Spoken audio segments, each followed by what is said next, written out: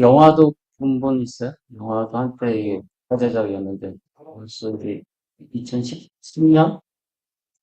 13년인가? 벌써 12년 정도 지나가지고 그때도 사실 그 디카프리오란 배우는 토탈 이클립스라는 영화 있는데 랭보 역으로 나왔던 전설적인 영화가 있는데 그 다음에 아 타이타노 그, 그 영화에서 디카프리오 그런 거 생각하면 이 영화에서 배치비 역은 사실 잘 어울리는데 이 하여튼 그리고 원래는 이제 74년 영화도 있어요. 어, 보기 안 봤겠죠. 로버트 레드포드랑 배우가 개츠 배우로 나왔었는데 그 미아 페로가 이제 데이지 역으로 나오고 또 영화도 여러 번 만들어져서 유명한 게 한 그 두 가지 버전 정도 됩니다. 그리고 미라 소르비노가 데이지로 나왔던 영화도 있고 정도 있습니다. 대학에서 이런 작품 다루면 학생들이 영화 보고 그걸 이제 독후감 쓸 때도 그 영화 보고 이제 독후감 쓰고 일단 그 100주년이라는 것 때문에 좀 보이게 됐는데 때마침 번역본이 새로 나와서 국내 번역본이 많은 편인데 제랄드 작품 가운데 가장 많이 번역된 작품인데 새 번역본이 나와서 겸사겸사 한번 읽어보면 또 새 번역본은 다 똑같잖아요. 처음 읽게 되는 번역본이기도 해서 그런 거 좀 고려했습니다. 원래 제가 러시아 문학 러시아 문학 전공이어서 이제 그런 작품 강의를 많이 하게 되는데, 러시아 문학은 또 19세기 작품이 많아가지고, 조금 더 젊은 작품을 고르려고 했고요.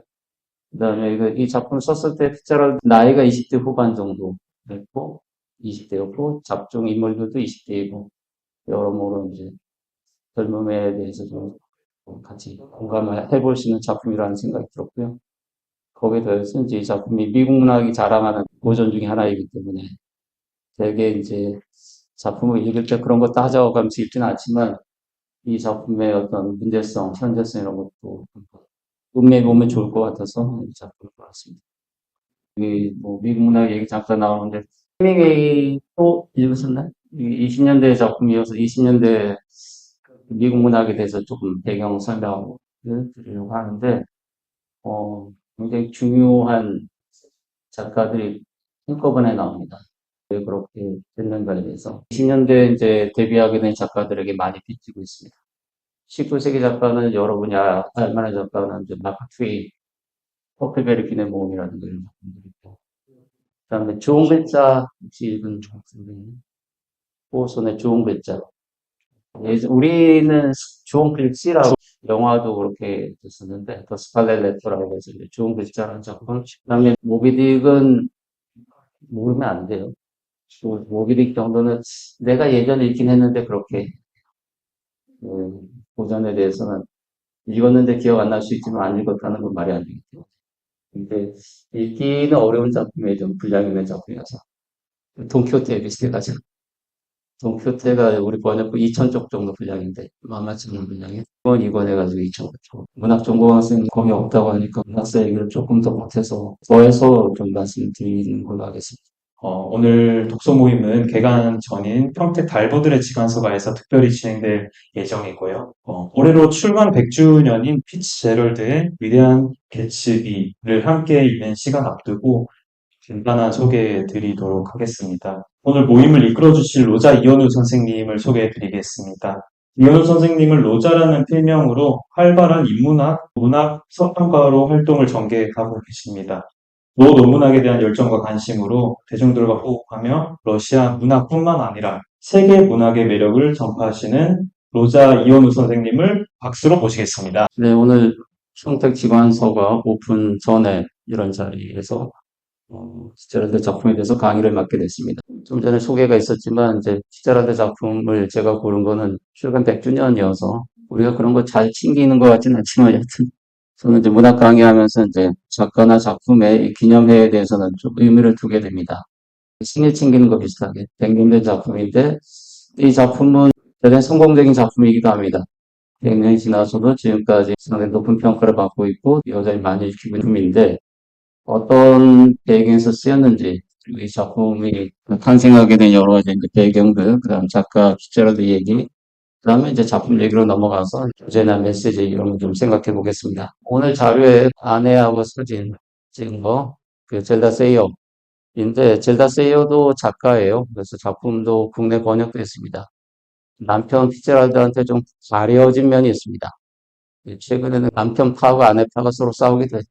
피츠제랄드가 그 대단히 뛰어난 재능 작가인데 아내 때문에 재능을 다 발휘하지 못했다라고 불만을 갖는 피츠제랄드 지지자 연구자도 있고, 한편에는 이제 젤다 세이어가 남편 그늘을 가려져서 제대로 문학적 재능을 발휘하지 못했다라고 보는 젤다 세이어 지지자들 또 연구자들도 양편에 좀 나뉘어 있기도 한데, 참 여러 가지 좀 풀의 운명에 대해서도 좀 생각해 보게 됩니다.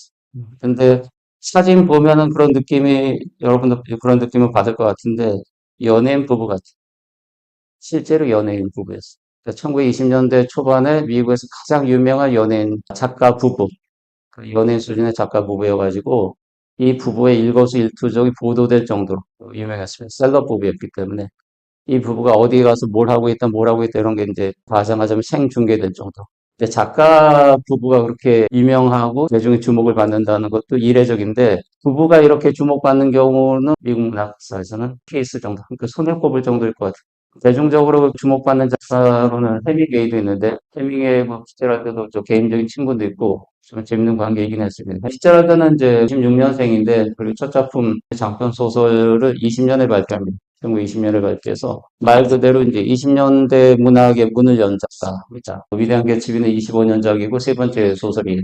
피츠제랄드는 소설, 그러니까 장편 소설 기준으로는 5편 썼어요. 20년, 22년, 25년에 이제 3편의 장편 소설을 연이어 쓰게 되고, 위대한 개츠비는 본인 판단으로도 위대한 소설이었어요. 남들이 알아주지 못해가지고, 알아봐주지 못해서. 당시 이제 눈썰미 있는 독자, 평론가나 작가들은 이 작품에 대해서 인정했지만 대중 독자들이 잘 이해해주지 못해가지고, 그 다음에 네 번째 소설이 상당히 늦게 나옵니다. 여러 가지 사정이 있었는데 밤은 부드러워라는 작품이 이제 네 번째 소설인데 9년 뒤에 나옵니다. 일반적인 페이스는 아니죠. 5년 동안 세 권의 장편 소설 발표했는데 9년 뒤에 네 번째 장편 소설이 나오게 되고, 완성작으로는 마지막 소설입니다. 미국 문학을 대표하는 작가 중 한 명인데 고작 5편 쓴 것인가? 한 편은 미완성작이야. 그 시간에 그럼 다른 건 안 썼는가? 그건 아니고 상당히 많은 수의 단편들을 썼어요. 단편이 한 160편 정도 된다고 하는데, 국내에는 단편집 주요 작품은 거의 번역됐습니다. 제랄드 단편집이 좋은 책으로도 나와 있고, 좀 얇은 책으로 2권 정도 나와 있기 때문에 한 30여 편 정도는 번역되는 것 같습니다. 그게 이제 피츠제랄드 단편의 대표작입니다. 피츠제랄드 작가로서 피츠제랄드의 업적인데 5권의 장편 소설, 그다음에 신문이나 이런 유고집도 좀 있어요. 그런데 한 160여 편에 이르는 단편 소설. 그 단편이 다 중요한 건 아니고 다 읽어야 된다 고심할 필요가 전혀 없는데, 일반적인 평가는 이제 한 30편 정도가 대표작, 읽어볼 만한 작품이고 나머지는 뭐 안 읽어도 전혀 뭐 문제가 되지는 않습니다. 그 정도의 작품을 쓴 작가입니다. 두 편의 대표작을 뽑는데, 위대한 개츠비하고 이제 밤은 부드러워라, 보통 두 편을 이제 이 작가의 최고작으로 봅니다. 생전에 두 작품에 대한 평판하고는 좀 다른데, 생전에는 이제 첫 번째 작품 그 낙원의 2편이라는 것하고, 그다음에 그다음 뭐 아름답고 저주받은 사람들이라는 이제 두 번째 소설, 이게 더 많이 팔렸어요. 대중의 어떤 그 평판 감각하고 그다음에 이게 좀 맞추기가 조금 어렵긴 합니다. 이제 시간이 좀 지나면서 결국 이 작가가 남긴 최고작은 이제 위대한 개츠비이고, 그다음에 밤은 부드러워. 우리 번역본 제목이 두 가지예요. 밤은 부드러워라, 두 가지가 나와 있는데 이 두 작품을 꼽게 됩니다. 피츠제랄드가 20년대 작가로서 의미가 있다고 말씀드렸는데, 20년대 하게 되면 여러분이 떠올려야 되는 게 1차 세계대전 직후라는 사실이에요. 이게 1차 세계대전은 이제 14년부터 18년까지 물론 세계사적으로도 이제 하나의 분기점이 되는데, 특히 이제 유럽이나 이 서양사에서는 하나의 그 시대, 혹은 세계 경계가 됩니다.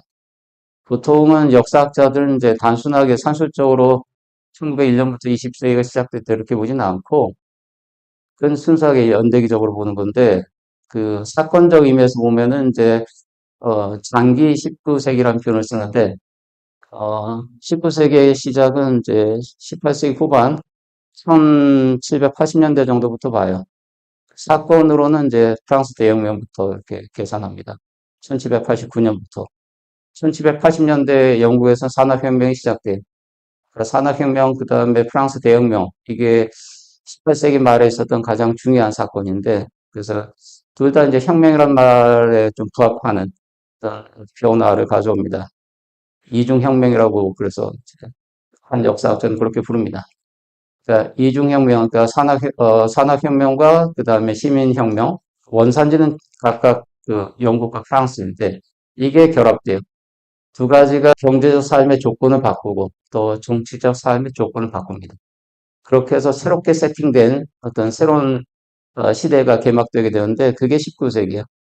그 19세기가 언제 끝나는가? 1차 세계대전과 함께.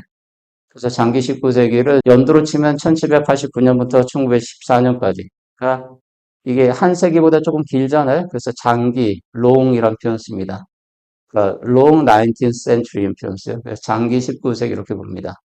그리고 그 장기 19세기가 이제 종말을 구하게 됩니다. 그리고 뭔가 새로운 세기가 시작돼야 되는데 그 새로운 세계의 출발점, 출발 지에 해당하는 게 미국이에요. 왜냐면 이제 유럽은 전장이었기 때문에 1차 세계대전 기간 동안에 이제 초토화돼요. 패전, 뭐 승전국도 마찬가지예요. 영국, 프랑스 연합군이 러시아하고 이제 연합군이 승리하고 독일과 오스트리아가 패배하긴 했지만 승전국이나 패전국이나 막대한 그 손실, 피해를 입게 돼요. 근데 대서양 저쪽에 있던 이제 미국은 물론 미국도 이제 후반에 참전하긴 했어요. 근데 젊은 그 청춘들이 가서 피를 흘린 거지 미국은 그 공격받지 않았기 때문에 그리고 전쟁 특수를 누렸기 때문에 미국 경제가 전쟁 덕을 봅니다. 전쟁이라는 게 잔인해가지고 한쪽에서 이제 사람들이 죽어가고 막뭐 모든 게 다 파괴되고 하지만 한쪽에서 이제 그 덕을 보고 돈을 벌게 돼요. 미국의 재즈 시대가 말하자면 이제 그 효과입니다. 전후에서 20년대 이제 미국이 최강국으로 부상하게 돼요. 이게 사실은 여러분 이제 산업혁명이 1차, 2차, 3차 이렇게 여러 번 이제 나타나게 되죠. 4차 산업혁명 얘기도 하는데 1차 산업혁명은 이제 원산지가 영국이에요. 2차 산업혁명은 19세 후반에 진행되게 되는데 영국이 뒤처지게 돼요. 이제 여러분이 관심 있다면 좀 공부해 볼 만한 그런 주제입니다. 1차 산업혁명에 앞서가면서 한동안은 이제 대영 제국이 해가지지 않는 나라라고 그랬었잖아요. 세계 경제의 거의 절반 정도까지 차지할 정도로 일세를 떨쳤었는데 그게 오래가지 않고 뒤처지게 됩니다. 2차 산업혁명에서 뒤처지는 바람에 2차 산업혁명을 주도한 나라가 19세기 후반인데 독일과 미국이에요. 독일과 미국이 세계 경제에 1900년 넘어오게 되면은 영국과 프랑스를 앞지르게 될 정도. 이게 역전됩니다. 그러다가 이제 1차 세계대전 때 또 운명이 갈리게 돼요. 독일이 패전국이 되고. 독일이 원래는 이제 전쟁 일으킨 건 아닌데 오스트리아가 세르비아한테 선전포고 하면서 전쟁 시작됐는데 독일하고 오스트리아는 이제 거의 형제 국가여가지고 동맹국이었어요. 자동 참전해야 됐기 때문에. 그러니까 독일의 의사와는 좀 무관하게 출국이 된 셈이었는데 어쨌든 패전국의 이제 멍에를 덮어쓰게 됩니다. 그래서 2차 산업혁명에서 앞서가게 되면서 세계 중심 국가가 될 수 있었는데 독일이 꼬꾸라지게 되고 그게 좀 뒤처지게 되고 그 다음에 미국 혼자 쭉 나가게 됩니다. 그래서 미국의 세기가 됩니다. 20세기가. 그런 걸 배경으로 해서 이제 그런 사정이 잘 반영되고 있는 게 20년대 미국 문학이에요. 20년대 미국 문학이 전 세계 문학에서 이제 선두로 나서게 돼요. 그렇게 나서게끔 하는 이제 작가들이 쭉 나옵니다. 그러니까 이 미국 문학의 존재감 같은 건데 세계 문학에서 미국 문학의 존재감이라는 게 언제부터 시작되는가? 비로소 이제 드러나게 되는가? 20년대부터라고 보면 됩니다.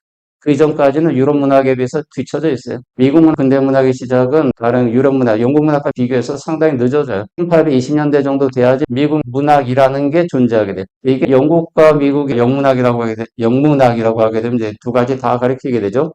영국 문학, 그러니까 세부로 들어가게 되면 전공이 나뉘게 돼요. 영문학 전공한다고 얘기할 때 영국 문학이요, 미국 문학이요 이렇게 물어볼 수 있습니다. 이렇게 나눠지게 되기 때문에 장르로도 나눠지지만 이제 그 지역별로 이렇게 나눠지게 돼요. 그다음에 시대별로 이렇게 나눠지게 되는데 같은 언어를 쓰고 있기 때문에 영어를 쓰고 있기 때문에 당연히 그 영국 청교도 이민자들이 이주자들이 세운 나라이기도 하니까 영국의 영향을 좀 많이 받을 수밖에 없어요. 그 당연하지만 처음에 청교도들이 이주했을 때 백인 인구는 뭐 얼마 되지도 않았을 때잖아요. 지금은 뭐 엄청난 인구와 땅덩어리 갖고 있는 그 거대한 나라가 됐는데 17, 8세기만 하더라도 존재감이 미미했다고 하는 거.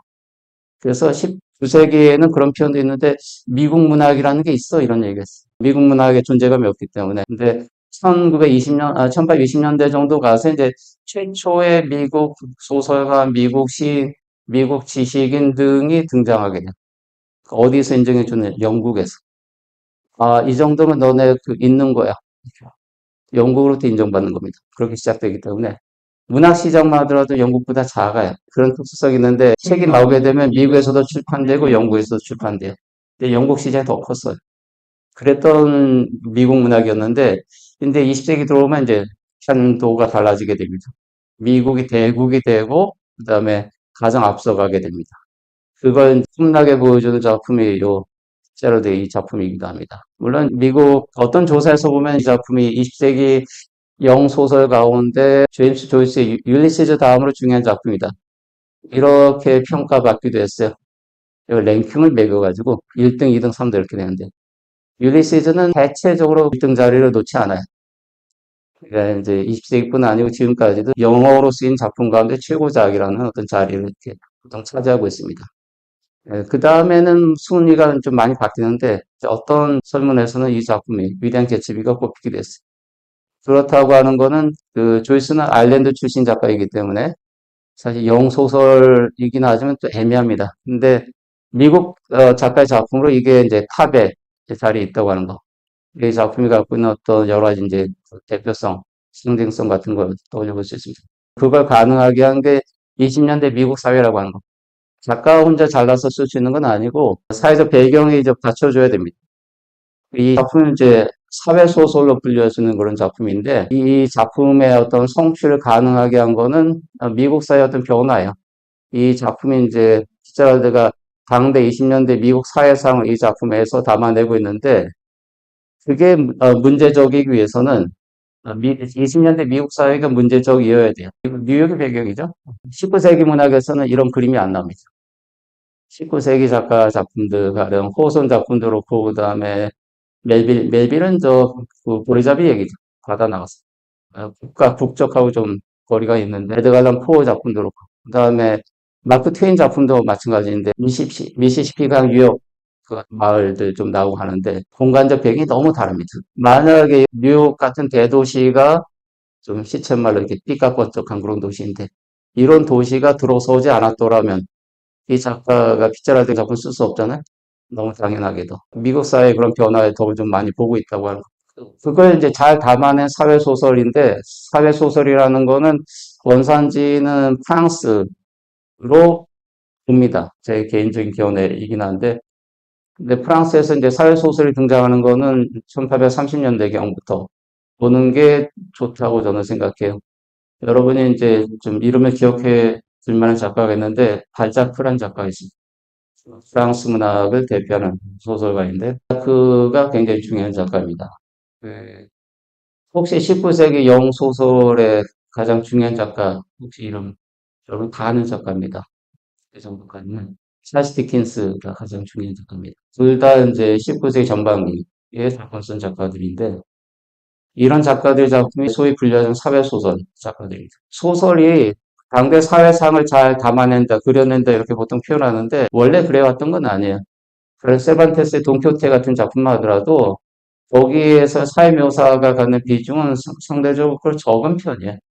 그러니까 그 작품을 읽게 되면 이제 그 작품의 배경이 이제 17세기 초반, 1605년에 이제 일부가 나온 작품이긴 한데 우리가 17세기 초반 스페인 사회에서 어느 정도 알고 있어. 어느 정도 알 수 있어요. 그 작품을 통해서. 그 분량 대비, 그 가성비 생각하면은, 그 조금 뭔가, 어, 가성비가 좀 떨어지는 것 같은 그런 작품입니다. 뭔가 다른 내용이 많이 들어가 있기 때문에. 근데 19세기 넘어와서 이제 발자크나 디킨스 같은 작가의 작품을 읽다 보면은 당대 프랑스 사회, 당대 영국 사회의 어떤 모습을 꽤 많이 알 수 있어요. 그런 가성비가 좀 높은 작품입니다. 근데 그런 작품이 미국에서도 있었던가? 그렇진 않아요. 미국에서는 저 주홍 글자 같은 작품도 이제 17세기를 배경으로 하고 있는 그런 작품인데 사회상을 보여주긴 하지만 사회소설이라는 이름에 좀 가팔 정도는 아닙니다. 유럽 소설의 어떤 성취라는 게 미국에까지 넘어오게 되는 것은 좀 시간이 지나서 발자크나 디킨스에 해당하는 그런 작가가 미국 문학에서는 19세기 후반 정도에 가서 등장하게 되는데 이거는 독일 문학하고 저 미국 문학하고 좀 비슷해요. 독일도 이제 이런 유형의 사회 소설이라는 거는 좀 늦게 등장합니다. 19세기 후반에 폰타네 같은 작가가 독일 문학에서 중요한데 그다음 되니까 프라하까지 얘기는 안 하겠어요. 폰타네 같은 작가가 있고 그다음 미국 문학에서 이제 헨리 제임스나 이런 작가들이 있는데 좀 주제가 달라가지고 미국 문학에서 이제 발자크에 견줘지는 작가는 저 드라이저라는 작가입니다. 그러니까 시오도어 드라이저라는 작가인데 드라이저의 대표작 가운데 미국의 비극이라는 작품이 있어요. 아메리카의 비극이라는 작품인데 영화로도 유명합니다. 그게 25년에 나요. 이 위대한 개츠비와 같은 해에 나온 작품. 올해 이제 100주년 된 작품인데 그 작품이 그 예전에 꽤 인기가 있었는데 요즘 많이 안 들킵니다. 왜냐하면 너무 두꺼워서 우리 번역본도 좀 두껍게 나와 있고 2권짜리로 나와 있어가지고 좀 부담스럽긴 한데 근데 뒤에 보면은 이제 조심스럽게 얘기해야 되긴 한데 이 작품이 조금 더 가성비가 좋습니다. 분량이 좀 얇은 편이기 때문에 얇은 편인데 이 작품 밀도는 상당히 높은 작품이에요. 위대한 개츠라는 작품이 거기에 비하면 미국의 비기라는 작품은 좀 두꺼운데 밀도는 조금 옅은 그런 작품입니다. 근데 드라이저 작품 가운데 첫 번째 장편 소설이 1900년에 나오는데 시스터 캐리라는 작품이 있어요. 그런 작품이 이제 중요한 의미를 갖는 작품이고 디킨스나 발자크가 이제 영문학과 프랑스 문학에 대해서 했던 역할을 미국 문학에서 대신해 준다고 그렇게 생각이 됩니다. 드라이저 같은 작가는 이제 미국 문학에서는 자연주의 작가로 이렇게 부르기도 합니다. 근데 어, 그런데 이제 2차 세계대전 그 사이에 껴있고, 그 다음에 이제 새로운 세대 작가들이 등장해요. 새로운 세대의 작가들이 이제 그전 전시대 뭐 선배 작가들의 덕을 별로 보지 않고, 그냥 자력으로 뭔가 새로운 문학을 만들어내는데, 3명을 주로 뽑습니다. 그러니까 20년대, 미국 문학 20년대 전성기를 가능하게 만든 3명의 작가가, 이게 나의 순으로 피츠제랄드, 그 다음에 해밍웨이, 그 다음에 포크너 이렇게 됩니다. 이 세 작가가 여러모로 많이 비교돼가지고, 키 순서로도 비교되는데, 어, 포크너가 제일 작고, 그 다음에 피츠제랄드, 해밍웨이가 제일 커. 해밍웨이가 제일 핸섬합니다. 키도 제일 크고, 그래서 결혼도 제일 많이 했어요. 이게 연관이 있다면. 생년이 이제 96년 그 피츠제랄드가, 포크너가 97년, 해밍웨이가 99년 이렇게 됩니다. 그리고 20년대 전부 다 20대의 나이가 돼요. 그리고 공통적으로 이제 프랑스에 다녀옵니다. 그 프랑스 경험도 좀 중요한데 파리 경험이 중요하기 때문에 그 파리 시절에 그 우디 앨런 영화 보면은 저 미드나잇 인 파리라는 작품 보면 거기 피츠제랄드하고 해밍웨이 나옵니다. 그 둘이 또 친분이 있었기 때문에 두 사람 얘기만으로도 1시간 거리가 돼요. 좀 재밌는 얘기도 있고 좀 씁쓸한 얘기도 있고 그렇긴 한데 어쨌든 이 작가들의 그 소설 기준으로는 이제 해밍웨이는 단편집도 원래 단편도 잘 썼고 또 중요한 작품들을 썼어요. 근데 장편 기준으로는 첫 번째 장편 소설 26년에 나옵니다. 그래서 그리고 29년에 이제 피츠제랄드가 원래 20년대 초반에 가장 인기 있었던 작가였는데 그 다음에 해밍웨이가 그 바톤을 이어받게 돼요.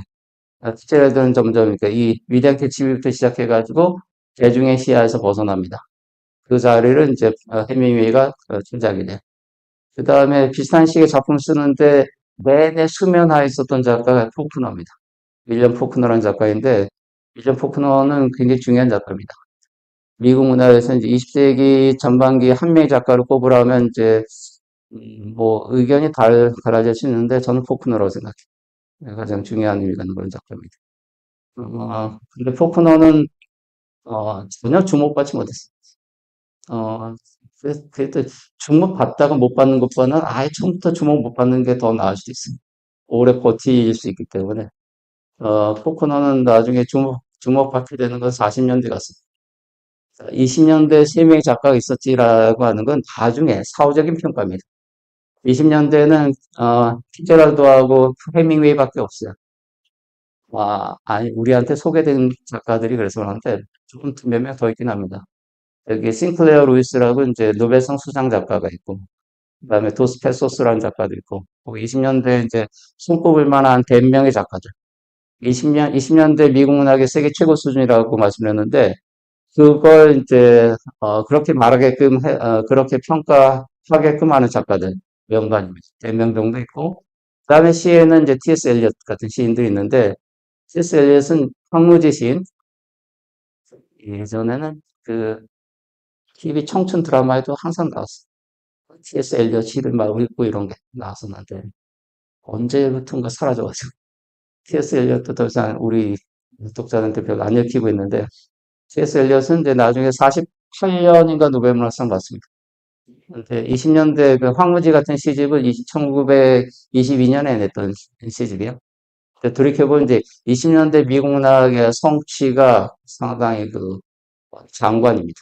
평가할 만하기 때문에 여기에 유럽 문학이 거꾸로 영향받습니다. 그러니까 프랑스도 마찬가지.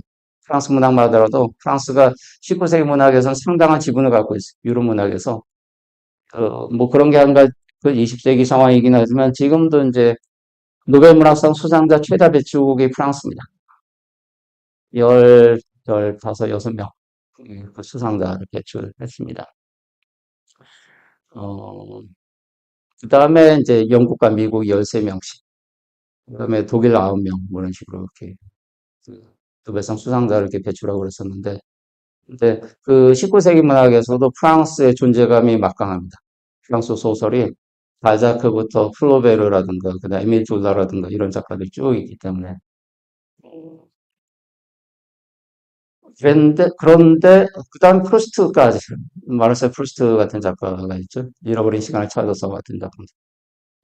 여러분 읽을 일이 별로 없는 작품이에요. 이번에야 읽을 수 있기 때문에. 분량이 3천 쪽이어가지고. 어, 여러분 한 학기 통으로 휴학해야지 읽을 수 있어요. 어, 그러니까 손에 안 드는 게 좋습니다. 근데 그 프루스트 다음에 근데 그 앙드레 지드 같은 작가가 있긴 한데 미국 문학 아니 그 프랑스 문학에 이렇게 좀 기울게 돼요. 그리고 우리가 이제 좀 이름을 아는 사르트르나 까미 같은 20세기 작가들 다 노벨문학상 수상 작가들입니다. 프랑스 작가들. 그런데 이 작가들이 전부 다 미국 소설 영향받습니다. 그러니까 그 정도 미국 소설 이게 위에 있다고 하는 거죠. 그러니까 이 작가들이 이제 20년대 작가로 말씀드렸지만 피츠제랄드가 이제 20년대의 대표작도 썼고 그다음에 해밍웨이나 포크노나 이런 작가는 그 이후에 작품 계속 써요. 20년대, 30년대, 뭐 40년대까지 계속 쓰기 때문에 노인과 바다는 저 50년대 작품, 52년인가 때 나온 작품이기 때문에 그 그래서 미국 문학의 이런 이제 배경하에서 피츠제랄드 작품이 나왔고 피츠제랄드를 포함해서 일군의 이제 미국 작가들이 미국 문학의 전성기를 이끌게 된다고 하는 거. 원래 미국에서는 이제 미국 르네상스라는 표현을 쓰는데 이게 50년대, 19세기 중반, 1850년대에 전후한 시기에 작가들, 그러니까 호손이라든가 멜빌이라든가 그다음에 에드가 알란 포라든가 그다음에 소로라든가 이런 작가들이 활동했던 에머슨 포함해가지고 이런 작가들 시대가 있는데 이 시기를 이제 미국 르네상스라 부르기도 합니다. 그런데 진짜 미국 르네상스라고 문학적으로 평가할 만한 시대는 저는 20년대이지 않을까 하는 생각이 듭니다. 20년대 미국 문학의 어떤 성취에 대해서 잠깐 말씀드렸습니다. 이제 그 시기에 조건인데 둘 다 이 세계 작가 같은 세대여가지고 피츠제럴드 해밍웨이 그다음에 포크너 이렇게 같이 엮어서 말씀드리겠는데 군대는 다 갑니다. 군대는 다 가는데 이게 나이 거리가 있어가지고 그 미군이 이제 18년에 1차 세계대전 끝물에 참전해가지고 그것도 표현이 좀 그렇긴 하지만 가성비가 상당히 좋아요. 조금 참전했는데 많은 걸 챙깁니다. 일찍부터 참전했다면 아예 그때 미국 여론 반대 여론도 있었기 때문에 이렇게 늦게 참전하게 돼요. 근데 실제로 참전했던 사람은 저 해밍이 한 명. 어, 피처라도 이제 그냥 훈련만 하다가 그다음에 포크너도 훈련소에서 이제 훈련받고 있다가 전쟁 끝나서 퇴소합니다. 근데 포크너도 막 이렇게 군복 입고 찍은 사진이 있는데 다리 이제 못 가지고 있는 사람이 있습니다. 파티하다 다쳐가지고 상해용사 전혀 안 해요. 조금 다른 게 이제 해밍웨이인데 해밍웨이는 적십자병으로 갔다가 나이 미달이어가지고 99년생이니까 나이 미달로 군대 입대가 안 됐어요. 적십자사 운전병으로 갑니다. 참전 전투병으로 갔던 건 아닌데 근데 우연이란 말이 이상해. 그 이탈리아 전선에서 이제 적벽 포트랑 파편 맞아가지고 굉장히 큰 부상이 있게 돼요. 파편이 뭐 백 몇십 개가 박혀가지고 수술만 뭐 십수 차례 했다고 알려지는데 근데 다 뭐 빼내지 못했다고 합니다. 거의 구사일생으로 살아남게 돼요. 그런 경험이 이제 무기여 자리꼬라라는 그 해명의 유명한 소설인데 그 작품의 이제 그 소재가 됩니다. 그래서 거의 자전적인 경험을 많이 담고 있는 그런 소설이긴 합니다. 그리고 이제 그러니까 1차 세계대전 경험을 공유하고 있다고 하는 이 작가, 직간접적으로. 그게 중요하고, 일단 그런 경험하에서 이 작가도 20년대 상당히 뛰어난 작품들을 이제 쓰게 됩니다. 위대한 개츠비도 25년작이니까, 피츠제럴드 나이 29살 때. 이게 20대 후반에 썼던 작품인데, 지금도 이 작품의 이게 우리가 이제 번역본을 읽으니까, 뭐, 원어 독자하고는 좀 느낌이 다를 수가 있는데, 번역자들이 이제 이 책 새로 나온 번역본도 마찬가지인데, 예, 피츠제럴드 그 완벽한 문장에 대해서 막 감탄하는 그 보기를 이렇게 쓰고 있기도 합니다. 상당히 인상적으로 밀도 높은 문장으로 쓰고 있습니다. 앞에 두 작품들에 비해서 이제 자기가 뭔가 더 발전한 그런 작품을 썼다고 피츠제럴드가 자부할 정도입니다. 자료에서는 그 뒤쪽으로 3쪽으로 넘어가셔가지고 음, 좀 전에 말씀드렸던 작가들 이름이 거기 넷째 단락에 좀 나옵니다.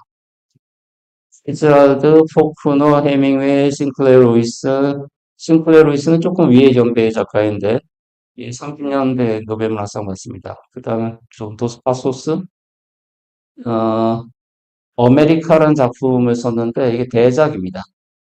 이게 우리말로 번역 안 돼 있고 아직도 안 돼 있어서 그래서 이 도스파소스라는 작가 우리한테 조금 생소한데 중요 작가이고 프랑스 작가들한테 영향을 좀 많이 미쳤습니다. 에즈라 파운드하고 엘리엇은 시인입니다. 그래서 라인업이 이 라인업이라는 표현도 쓰죠. 이게 좀 화려합니다. 굉장하기 때문에 음, 이런 라인업에 견줄 만한 나라가 별로 없어요. 그러니까 영국 문학이라든가 프랑스 문학이라든가 20년대 그리고 여기 세 명이 노벨문학상 수상작가입니다. 포크너, 해밍웨이, T.S. eliot이. 그 다음에 이 시대는 미국의 르네상스를 구가하는 재능 있는 작가들이 풍성하던 시대였다라고 되어 있는데, 요 20년대를 이제 재즈 시대라고도 부릅니다. 그리고 재즈 시대의 왕자, 이게 피츠제럴드 별명입니다. 피츠제럴드는 40년에 사망하게 되는데, 이 세 작가의 또 공통점이 또 있는데, 사이클 정도. 그래서, 음, 해밍웨이도 마찬가지고, 말들 좀 다 불허했습니다. 이세미 작가가. 알걸 정도면 여러분이 지금 걱정할 일은 아닌데, 심장이 안 좋아요. 다 심장 질환으로 이렇게 죽게 됩니다. 해밍웨이는 뭐, 권총 자살, 음, 역총 자살이죠. 음, 자살하게 되는데, 이제, 알코올 중독 치료차, 이게 전기 치료받는 것 때문에 굉장히 고통스러워하다가 결국은 이제 말이 전기 치료지 전기 고문과 가까워서 그 당시 이제 그런 식의 정신질환 치료할 때 전기 충격요법을 많이 썼어요, 한때.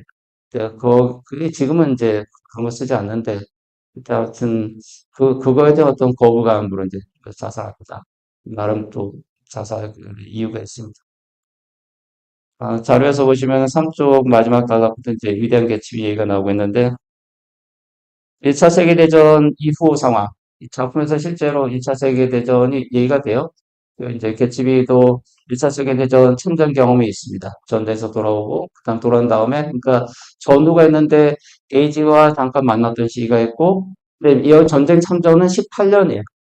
미국, 유럽하고 좀 다르기 때문에, 유럽에서 1차 세계대전 14년부터이지만, 미국은 이제 18년입니다. 18년이고, 18년에 그해 말에 끝나요. 전쟁 끝나고, 그다음 돌아오게 되는 거라서.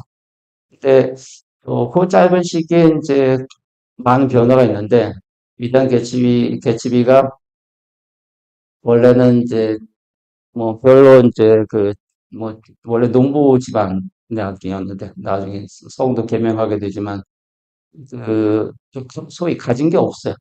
가진 게 없는 이제 청년이었는데 아, 데이지라는 여자를 만나서 사랑에 빠지게 돼요. 그런데 데이지 아버지가 되게 충고합니다. 요 제가 단톡에 저 자료 사진 보내준 게 있었는데 지네브라 킹이라고 하는 여자가 있는데 지네브라 킹은 미국 명사 사전에 이름이 나옵니다.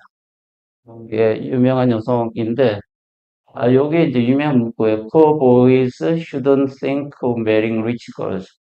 그런 집, 그 청년은 부잣집 이제 여자와 결혼을 생각해서는 안 된다. 꿈꿔서는 안 된다. 요게 드네브라 킹의 아버지가 했던 충고입니다.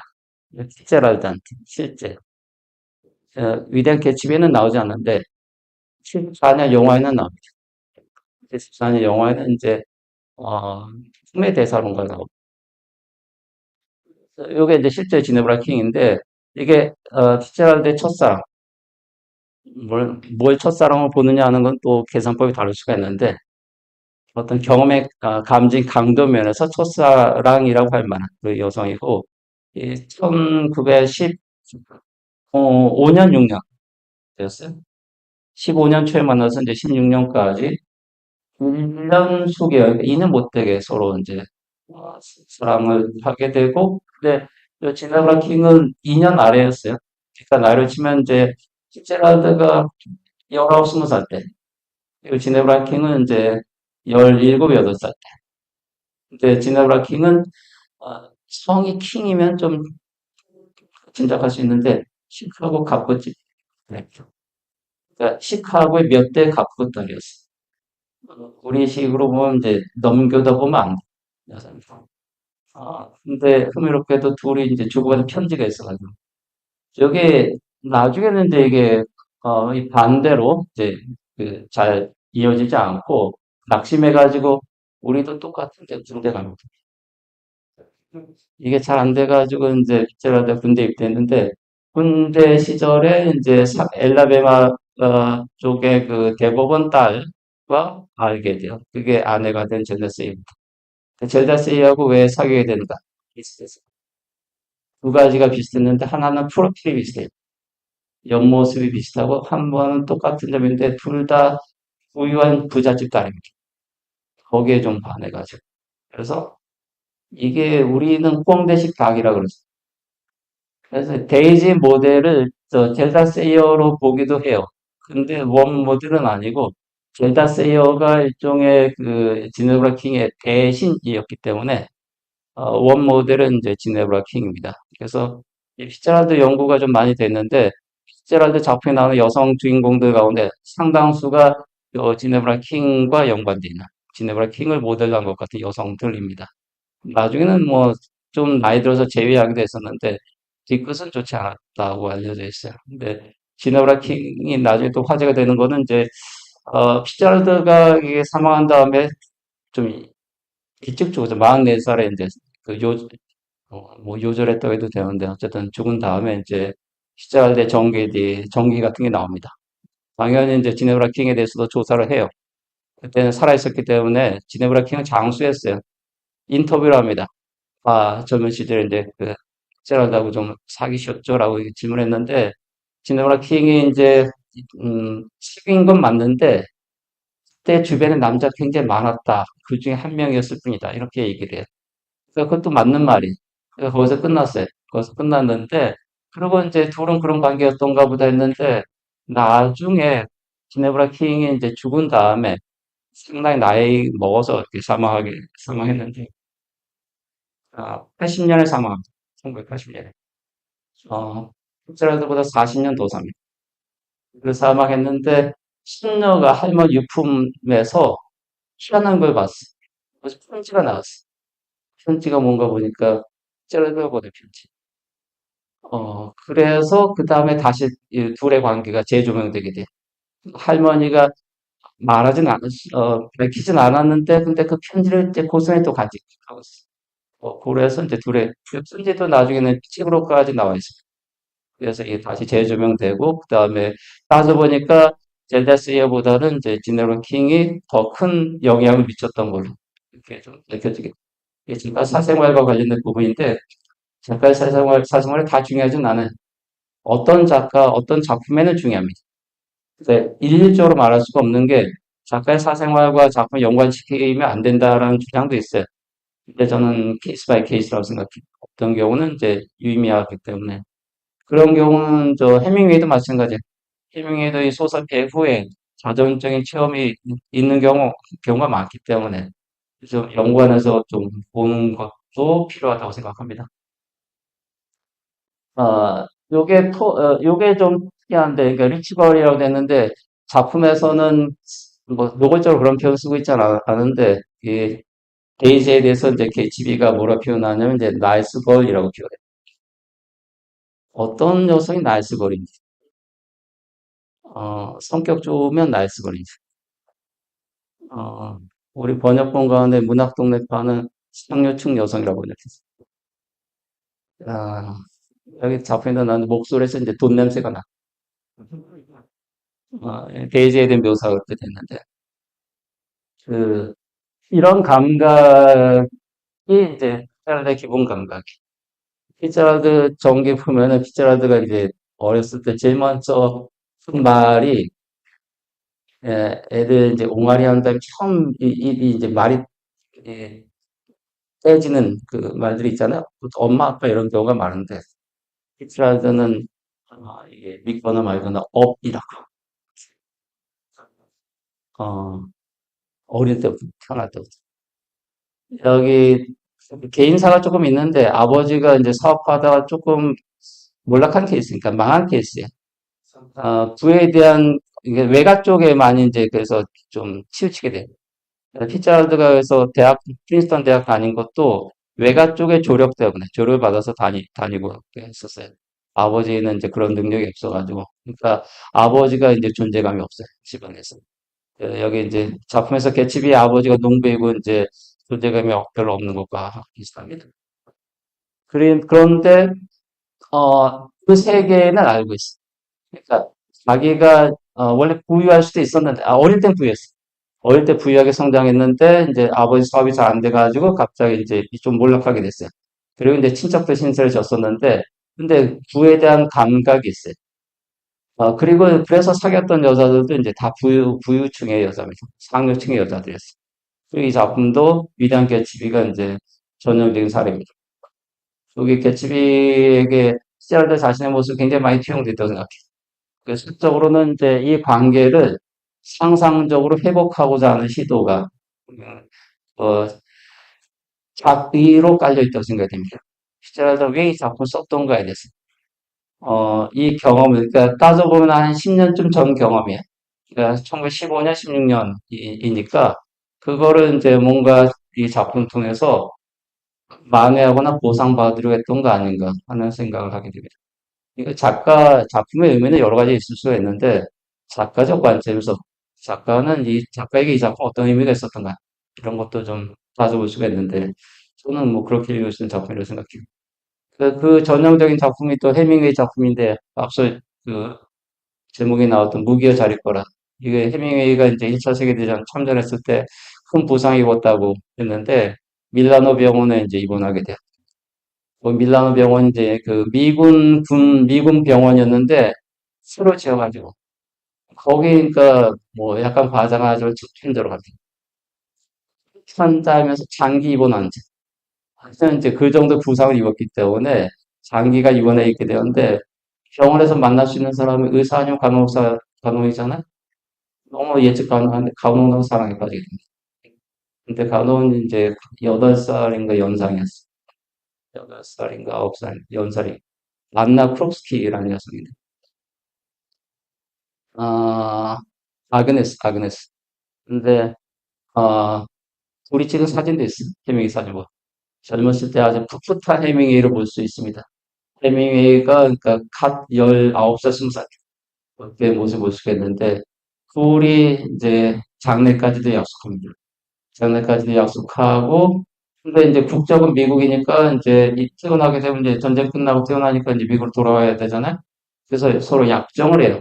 우리가 미국에 다시 만나자라고 하고, 해밍이가 먼저 들어오는데, 이 아그네스가 안 들어옵니다. 그 사이 생각을 해보니까, 해밍이는 이제 고졸 이었는데, 고졸에, 무슨 이제 신문사 기자 정도 참이었는데, 근데 장래가 이게 좀 불투명하잖아. 자기는 나이도 많고 하다 보니까 이제 뭐 지금 뭐 누가 보더라도 뭐좀 만류했을 것 같아요. 주변에서라도 여기 이탈리아군 장교하고 결혼하게 돼요. 배신하게 돼요. 이게 영화로도 다 만들어져 있습니다. 그 해밍웨이 삶을 이제 소재로 한 영화들이 여러 개 있는데 이것도 이제 러브 앤 워라고 하는 영화가 있어요. 좀 관심 있나요, 여러분이? 일단 뭐 해밍웨이 작품에 대해서 좀 관심이 있어야지 그렇게 볼 수 있을 텐데 어쨌든 그런 영화로도 만들어졌어요. 근데 주의할 건 이제 영화는 실제 사실하고 좀 다릅니다. 실제 사실 영화에서는 이제 둘이 재회하는 장면도 넣고 있는데 그 이제 관객들 때문에 관객은 그런 걸 보고 싶어 하기 때문에 실제로는 만나진 않아요. 근데 무게 자리거라는 그 경험담을 소재로 하되 그 뒤집어 놓고 있어요. 거기서 헨리 중이 미군 장교하고 이제 그 간호사하고 사랑에 빠지는데 그 아이까지 갖게 돼요. 이 여자가 이제 출산 중에 죽는 걸로 이렇게 되어 있습니다. 그거는 정확하게 자기 경험을 이제 담고 있대 그 약간 뒤집어 놓고 있어요. 자기가 배신당했다는 것을 다르게 바꿔치기 하고 있기 때문에 이 작품도 비슷합니다. 그러니까 피츠제럴드 어떤 개인사가 소재가 되고 있는데 그 약간 바꿔치기해서 상상적으로 뭔가를 또 보상받고자 하는 그런 이제 의도가 밑에 깔려 있는 그런 작품이야. 근데 그럼에도 불구하고 그럼 독자는 어 피츠제럴드가 뭐 그런 이 작품 통해서 이제 그런 보상을 뭐 얻는다고 할 때 독자는 뭘 챙길 수 있는가? 독자는 굳이 아니 그거는 이제 피츠제럴드에게만 해당되는 거기 때문에 독자의 몫은 무엇인가 이렇게 따져볼 수 있는데 그렇지만 독자의 몫도 있어. 어, 일단 이런 인물들에게 이제 독자가 어떤 자기 감정을 투사할 수도 있고 다른 한편으로는 요 대사회상이 이 작품에 잘 반영되어 있기 때문에 그걸 이제 미국 사회에 대한 일종의 하나의 거울로서도 읽을 수 있기 때문에 좀 의미가 없지는 않습니다. 자료에 보시면 3쪽에 마지막 단락에 그 잃어버린 세대라는 표현이 나오는데 이거는 해밍웨이와 관련된 표현이에요. 그래서 음, 피츠제럴드와 20년대를 얘기할 땐 재즈 시대라는 표현을 씁니다. 그리고 재즈 시대의 사회상이 이 작품에 가장 잘 반영되어 있어요. 영화에 보면은 초반부터 여기 13년판 영화 보면 이제 그 바즈 루어만 감독이 그 영화 찍은 감독이 이런 좀 프리한 영상을 좀 좋아하는 걸로 보이는데 아주 요란하게 찍었습니다. 그 개츠비의 저택에서 벌어진 파티 장면, 아주 호사스러운 파티가 이렇게 그 부어라 마셔라 하면서 이제 펼쳐지게 되는데 의도만 보면 좀 어이없습니다. 마흔 사이에 두고 이제 이스트에그 쪽에 그 톰과 이제 데이지의 저택이 있는데 이 소문 듣고 좀 찾아오게끔 하려 데이지가 제외하겠어. 너무 가성비 떨어져. 너무 낭비적이죠.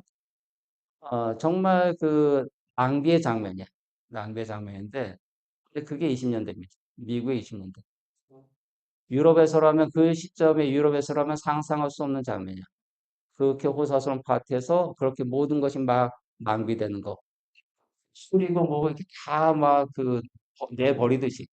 아니 뭐 영화 같은 것도 있어요. 이게 우리는 한국어 표현으로는 돈지랄이라고 그러는데 돈이 남아 도니까 여기 뭐 유정이 터지고 석유 터지고 해서 이제 갑부들이 생겨나게 돼요. 미국 갑부들이 생겨나게 됩니다. 어, 그들의 그 어떤 신학적인 그 행태 같은 게 좀 묘사되고 있는데 이 작품을 굉장히 잘 포착하고 있습니다. 작품에서는 그걸 또 나눠가지고 소설에 잘 나와 있는데 여기 톰 뷰캐넌하고 이제 데이지 부부가 있는데 데이지가 톰을 선택한 것도 톰이 갑부이기 때문에 그래. 자기도 그 부유한 집안이긴 한데 톰도 갑부이기 때문에 그, 그 이제 뭐 운동선수처럼 생겼는데 좀 머리는 둔하고 이런 인물도 있습니다. 근데 중요한 조건 갑부라고 하는 거. 올드머니라고 표현합니다. 올드머니라고 되어 있는데 미국은 올드머니라고 해봐야 뭐 할아버지 때까지밖에 올라가지 않아요. 근데 어쨌든 근데 이게 차이점은 개츠비는 당대 부자입니다. 자기 대 뭔가 자수성가에서 자수성가란 말은 좀 별로 어울리지 않는데 어쨌든 벼락부자인 면이 있어가지고 갑자기 단기간에 갑부가 됐어요. 그래서 올드머니하고 뉴머니하고 서로 이렇게 축하를 경합하는 그런 구도가 되겠습니다. 그 사이에 이제 여기 주유소집 부부가 나오는데 이제 제2골짜기에 있는 그래서 이 제2골짜기의 이 부부를 왜 집어넣었을까? 이 부부 이야기가 들어가면서 이제 얻게 된 효과가 무엇일까? 이거 생각해 보게 되는데 만약에 이게 어, 톰과 데이지 부부하고 그다음에 닉 캐로웨이 화자, 닉 캐로웨이 그다음에 그 맷집이 이야기로만 구성돼 있었다고 하면은 그냥 상류 사회 풍속 소설로 끝났을 거예요. 연애 소설이면서 사회 소설까지 가지 않습니다. 근데 윌리하고 머틸 부부가 거기 들어감으로써 사회 소설이 돼요. 사회 소설이 될 수는 어떤 요건이 있는데 사회의 그 계층, 계급의 어떤 차이 이게 묘사돼야 돼. 이게 담겨야 됩니다. 이 작품 이제 그런 걸 담고 있다고 하는 거. 이게 드라이저 소설도 이제 사회 소설 분류하시는데 그런 게 담겨져 있기 때문에 그렇습니다. 20년대 보면은 이제 이게 이 작품에서 드러나는 중요한 차이점인데 엄청난 호가 이제 과시적으로 보여집니다. 그리고 그 다음에 이제 하층 계급, 빈곤층이 보여지고 있는데 중요한 거는 또 그 사이 간극이라는 게. 그래서 이 작품과 관련해서 가장 많이 얘기되는 게 이제 주제적으로는 아메리칸 드림에 관한 건데 이미 이 작품부터가 드림의 어떤 환상성에 대해서 이렇게 다루고 있어요. 어, 아메리칸 드림이라는 거는 단순하게는 이제 어떤 미국이 기회의 땅이라는 거죠. 왜냐하면 이제 유럽에서 왜 미국으로 이민 오느냐 하면은 거기 살기가 어렵기 때문에 옵니다. 여기 아일랜드 이민자들 얘기도 나오고 그러는데 유럽에 이제 여러 나라에서 이민자들이 많이 가요. 시기별로 좀 다른데 아일랜드 이민자들이 좀 많이 가고 이탈리아 이민자들도 많이 가고 이제 시칠리아 출신 마피아들 여기 다 이제 그 마피아들 뭐 세력 다툼 같은 거 하고 그렇습니다. 또 독일에서 많이 이주하고 그러니까 유럽 여러 나라에서 이제 많이 이주하게 되는데 유럽에서 살만 했으면 가지 않잖아요. 그런데 그쪽에서 살기 어렵기 때문에 미국을 건너갔는데 미국에서 성공하는 겁니다. 미국에서 이제 뭐 돈을 벌고 이렇게 갑부가 되고 그러니까 유럽에서 얻을 수 없는 기회를 미국에서 얻게 되기 때문에 그래서 아메리칸 드림이라는 말이 만들어졌는데 이 작품에 보면 이미 이제 그게 신기루 같은 거 아메리칸 드림이라는 것 자체가 한 가지는 개집의 실패를 통해서 그걸 보여줘. 개집의 성공이라는 게 근데 여기 이제 암흑가 여기 울프심이라고 나오는데 약간 이제 범죄자들과 좀 연루돼 있는 걸로 이렇게 돼 있습니다. 그리고 또 밀주 시대여가지고 밀주 판매로 이제 꽤 많은 돈을 또 챙길 수가 있었기 때문에 그러니까 약간 이제 부정한 수단을 통해서 이제 뭐 많은 돈을 벌 수 있었어요. 그래서 신분 역전한 사례들이 나타나긴 했는데 그것이 이제 신기루라는 걸 보여주는 작품이기도 하기 때문에 아메리칸 드림이라는 거는 뭐 그렇다고 해서 여기서 종친 건 아니고 그 이후에도 계속 얘기돼요. 가령 우리 제이미 동코들도 있죠. 우리도 마찬가지인데 음, 하와이 농장에 붙들려 갔다가 거기 남게 된 사람들도 있고 그다음에 이제 자발적 이민을 떠난 분들도 있는데 가서 또 성공한 사업가들도 있어요. 그럼 아메리칸 드림이 여전히 끝난 건 아니에요. 아메리칸 드림을 다룬 작품도 여럿이 있는데 어쨌든 이 작품은 확실히 일찍 아메리칸 드림에 대해서 다루면서 그걸 좀 회의하는 그런 그 작품이기도 합니다. 그 자료에서는 사쪽에 있는 내용 가운데 거기 재즈 시대라는 표현 앞서도 얘기했는데 그래서 피처럴드 별명이 재즈 시대의 왕자입니다. 그리고 그 표현에 가장 잘 부합하는 작품이 위대한 개츠비이기도 합니다. 그 영화 스틸 사진을 집어넣어 놨는데 굉장히 화려한 사진. 여기 오케스트라가 동원되니까 이게 돈이 얼마나 많은 건지 소춘다는 겁니다. 아니 요즘도 그 뭐라 하나 그 아, 여기 자기 물을 맞게 과시하고 하는 거. 어, 뭐 SNS에서 이런 것도 한때 좀 유행하고 그랬었잖아. 싼 거만 샀다고 이렇게 과시하고 하는 거. 유행이 지나긴 했지만 요새는 또 긴 티가 유행이어가지고 그때 좀 유행이 바뀌긴 하는데 어, 어쨌든 그런 시대가 정확하게 재즈 시대 20년대 이미지이고 이 작품에서 그 정확하게 볼 수 있어요. 사실 어, 짤드 관련해서 또 하나 더 좀 의미 부여할 수 있는 게 있는데 플래퍼라는 여성상이 있어요. 플래퍼라고 요게 젤다 시에가 대표 사례입니다. 플래퍼라고 FLAPPER 이렇게 플래퍼라고 찾으면 이제 이미지들도 또 여기 패션 어떤 모드이기도 한데 그 약간 중성적인 여성 그러니까 이런 모자 쓰고 약간 조금 펑퍼짐한 옷 입고 하는 그런 유행이 좀 있었어요. 그 거기 여자들이 되게 이제 모여 다닙니다. 혼자 다니는 거 아니고 그리고 약간 이제 되게 담배 물고 있어요. 요게 1차 세계대전에 나타나기 시작해요. 1차 세계대전 중에 그래서 요게 신여성상이에요. 새로운 여성상. 신여성 1세대입니다. 플래퍼가. 우리 번역본은 그 말괄량이 아가씨 이렇게 나는데 느낌이 좀 달라요. 번역하기가 애매해가지고 일본에서는 이거 후라빠라 그랬어요. 일본 사람들이 영어 발음이 잘 안 되죠. 후라빠라고 해서 우리한테도 그렇게 들었어요. 후라빠는 사전에서는 노는 여자로 돼 있어요. 그러니까 부유층에 부유한 여성인데 한 가지는 이제 이게 가부장제의 어떤 뭐 이렇게 포획돼 있지 않은 거기 붙들려 있지 않은 자유분방한 여성 그런 게 플래퍼 이미지예요. 플래퍼가 이제 이때 처음 등장합니다. 처음 등장하고 그래서 젤다 시어 같은 여성 이 아내의 모습도 플래퍼적인 상이고 피츠제랄드가 거기 이런 플래퍼라는 어떤 새로운 여성들의 처음 노출된 세대예요. 그래서 피츠제랄드 작품에 등장하는 여성들 상당수가 플래퍼입니다.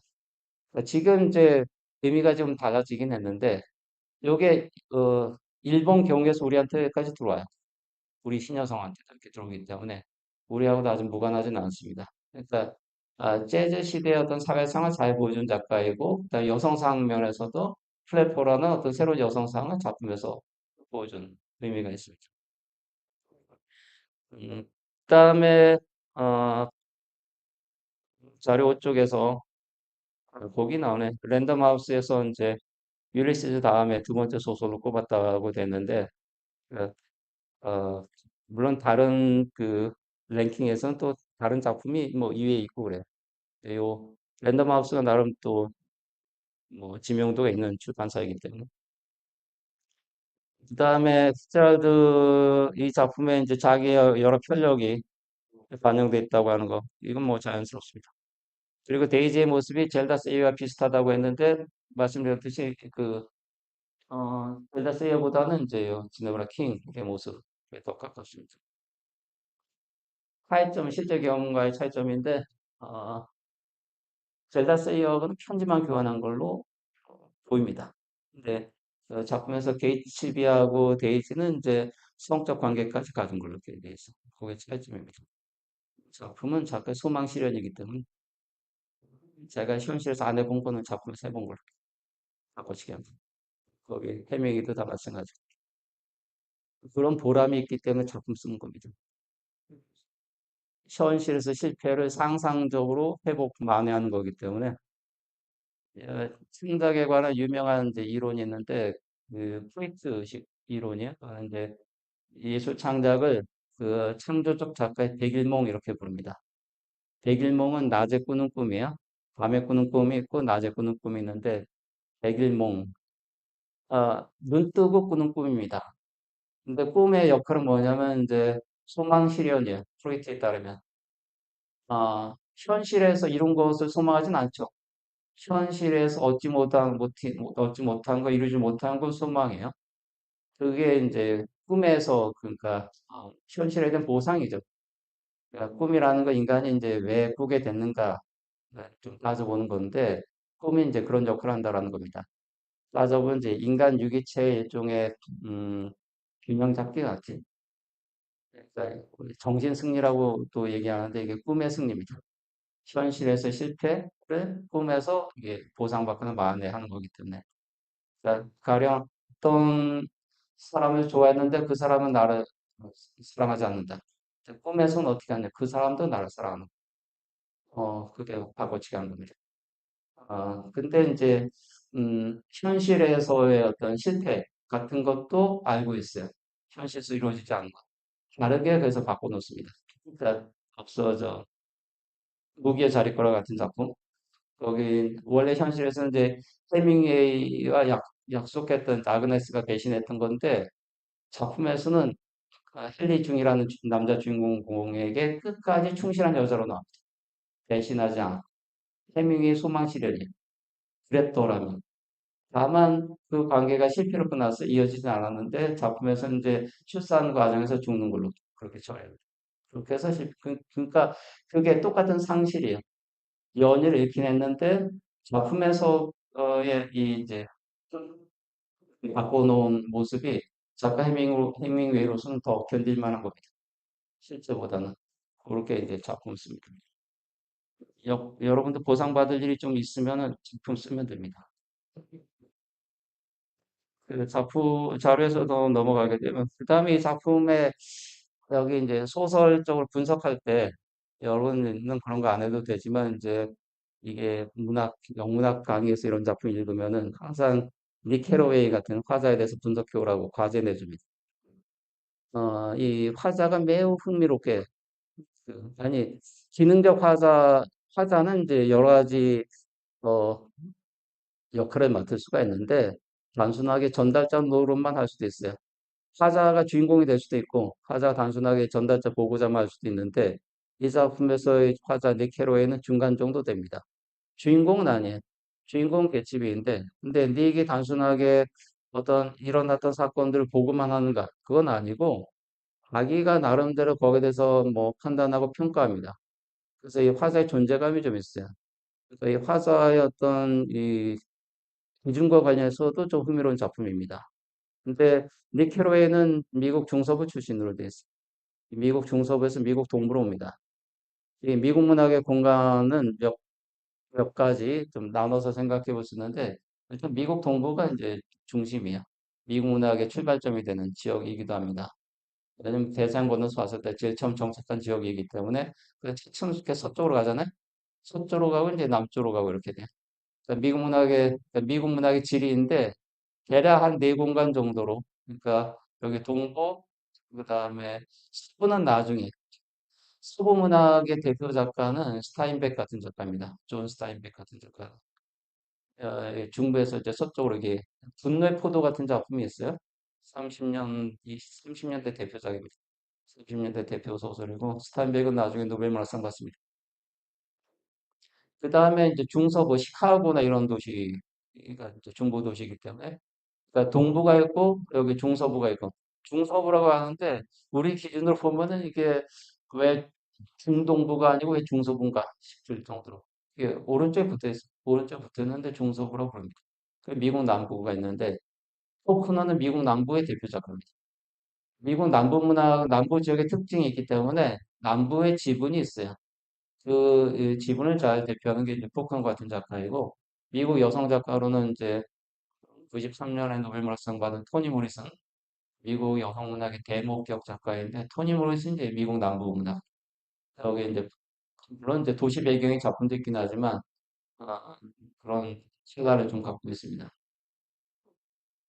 그리고 여기 동부문학에서도 이게 19세기하고 조금 다른 게 20세기 들어오게 되면 이제 뉴욕 같은 대도시를 다루게 되기 때문에 뉴욕은 뭐 세계적인 대도시여가지고 그래서 20세기 문학의 중요한 어떤 도시, 배경 도시가 됩니다.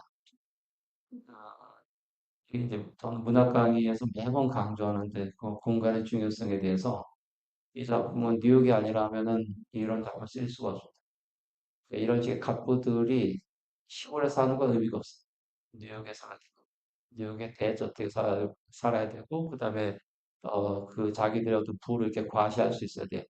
많은 사람들이 여기 파티 장면만 봐도 그런데 그 정도의 사람들이 이제 모일 수 있어야 됩니다. 시골에서 파티해봐야 안 되잖아요. 그 뉴욕이라는 게 굉장히 중요한 의미, 공간적 의미를 갖습니다. 근대문학의 여러분 상식적인데 근대문학 대표 도시, 대표 공간이 어디가 있을까? 그러면은 앞서 그 바자크나 디켄스가 이제 19세기 프랑스 영국 문학의 대표 작가로 말씀드렸는데 이 작가들 공간이야. 파리가 대표 공간이고 런던이 대표 공간입니다. 이 작가들 성취가 그 도시와 무관하지 않습니다. 발자크는 파리 작가예요. 그다음에 디켄스는 런던의 작가입니다. 두 도시를 상당수의 작품들이 그 두 도시를 배경으로 하고 있어요. 이 두 작가들의 성취가 어디에 비치고 있는가를 좀 봐요. 피자라드도 마찬가지인데 피자라드의 성취가 어디에 비치고 있는가. 뉴욕이 배경이에요, 이 작품. 뉴욕이 굉장히 중요한 도시이기 때문에 뉴욕을 배경으로 이 작품도 중요한 겁니다. 미국은 이제 뭐 거대 도시들이 좀 있는데 시카고 배경 도시도 제 배경인 작품도 있고 그런 작품들이 중요합니다. 미국은 앞서 이제 미국 문학의 지리에 대해서 잠깐 말씀드렸는데 그러니까 지역적으로 이렇게 나눌 수도 있고 그다음에 도시 대도시 문학인가 그다음에 중소도시 문학인가 아니면 이제 지방 문학인가 그에 따라서도 좀 다릅니다. 작품의 성격이 완전히 달라지게 됩니다. 공간을 어떻게 하느냐에 따라서 굉장히 달라지게 됩니다. 가령 농촌 문학에서라면은 시골 문학에서라면은 청년이 아무 의미가 없어요. 청년이라는 별 의미가 없어요. 이 청년들은 도시로 가야 됩니다. 좀 큰 사정이 좀 좋은데 여기도 서울로 가야 돼. 여기 평택대학교도 있는데 아마 서울에서 내려왔다 올라가요. 대개 그렇게 돼 있기 때문에 여러분들 다 마찬가지인데 오늘 서울에서 온 거 아니에요? 왜 서울에서 학교 다녀? 그렇게 할 수. 그게 우리는 근대 현대 나눠서 쓰지만 이제 영어로 모던인데 모던의 모던 사회 조건입니다. 근대 사회 조건이고 여러분하고 무관하지 않습니다. 하여튼 리케로이가 해서 이제 작품만 보면은 그 끝에 이제 주인은 죽기 때문에 총맞아 죽기 때문에 그 다음에 그 대치의 주인공 죽으면서 끝나야 돼요. 그렇게 죽었다 하고 이제 바로 끝났을 텐데 뒷얘기 더 있어. 닉키로이가 전사도 좀 있고 주인공이 저 개츠비라면 개츠비 만나는 장면부터 시작해도 되는데 왜 자기 얘기부터 하는지. 닉키로이가 의미심장한 존재감을 좀 갖고 있습니다. 그리고 지역적으로 중서부 출신이라는 걸 편하게 강조하고 있습니다. 그리고 중서부를 이제 동부하고 대비시키고 있습니다. 동부 내지 뉴욕이긴 한데 그러니까 이 작품은 닉 캐로웨이가 일단 직장 때문에 대학 졸업하고 이제 이쪽에 뉴욕 쪽에 여기가 이제 증권가도 발달하고 해서 이쪽에 옵니다. 와서 그다음에 직장 생활하면서 이제 그 집에 교분을 갖게 돼요. 그리고 이런 일들을 이제 목격하게 돼요. 그리고 마지막에 이제 그 집의 죽음까지도 그 장례식까지도 이제 치르게 되는데 그 다음에 다시 중서부 고향으로 돌아가는 얘기로 됐어요. 이 여성이. 이게 저 여러 가지로 의미해 볼 만한데 그게 이제 말하자면 닉 캐로의 각성으로 보입니다. 그런데 흥미로운 거는 닉 캐로웨이와 제랄드의 운명이 서로 다르다고 하는 거. 이런 각성의 경험은 제랄드의 경험은 아니에요. 이 작품을 다룰 때마다 그런 생각을 하게 되는데 작품이 작가보다 더 현명하다는 거. 어, 더 성숙합니다. 그러니까 독자가 이 작품에서 이 작품의 주제와 관련해서 또 화자 니케로의 각성에 대해서 여러 가지 좀 음미해 보게 되는데 정작 그걸 쓴 작가 피츠랄드는 이런 작품을 썼음에도 불구하고 그거 유치합니다. 어, 큰 미스테리하게. 그래서 이 작품의 그 지혜라는 게, 현명함이라는 게 어디에서 오는 것인가 좀 생각해 보게 돼요. 작가에게서 오는 것인가 하면 이게 미심쩍어요. 왜냐면 그 피츠제럴드는 물론 나중에, 아니, 나중에 이제, 이제 부부 사이도 틀어지게 되고, 젤다 세이어는 이제 정신주의라는 걸 앓게 돼가지고, 정신요양원에 이제 장기간 입원해 있게 되고, 요양원에 화재가 나서 죽습니다. 상당히 불우하게 인생을 마감하게 돼요. 피츠제럴드 자신은 이제 알코올 중독으로 마지막에 요절하게 됩니다. 재기해보려고 애쓰다가 실패하고 죽게 됩니다. 그러니까 이 부부의 결말이라는 거는 이 작품의 어떤 지혜하고 매칭이 안 되는 것인 거예요.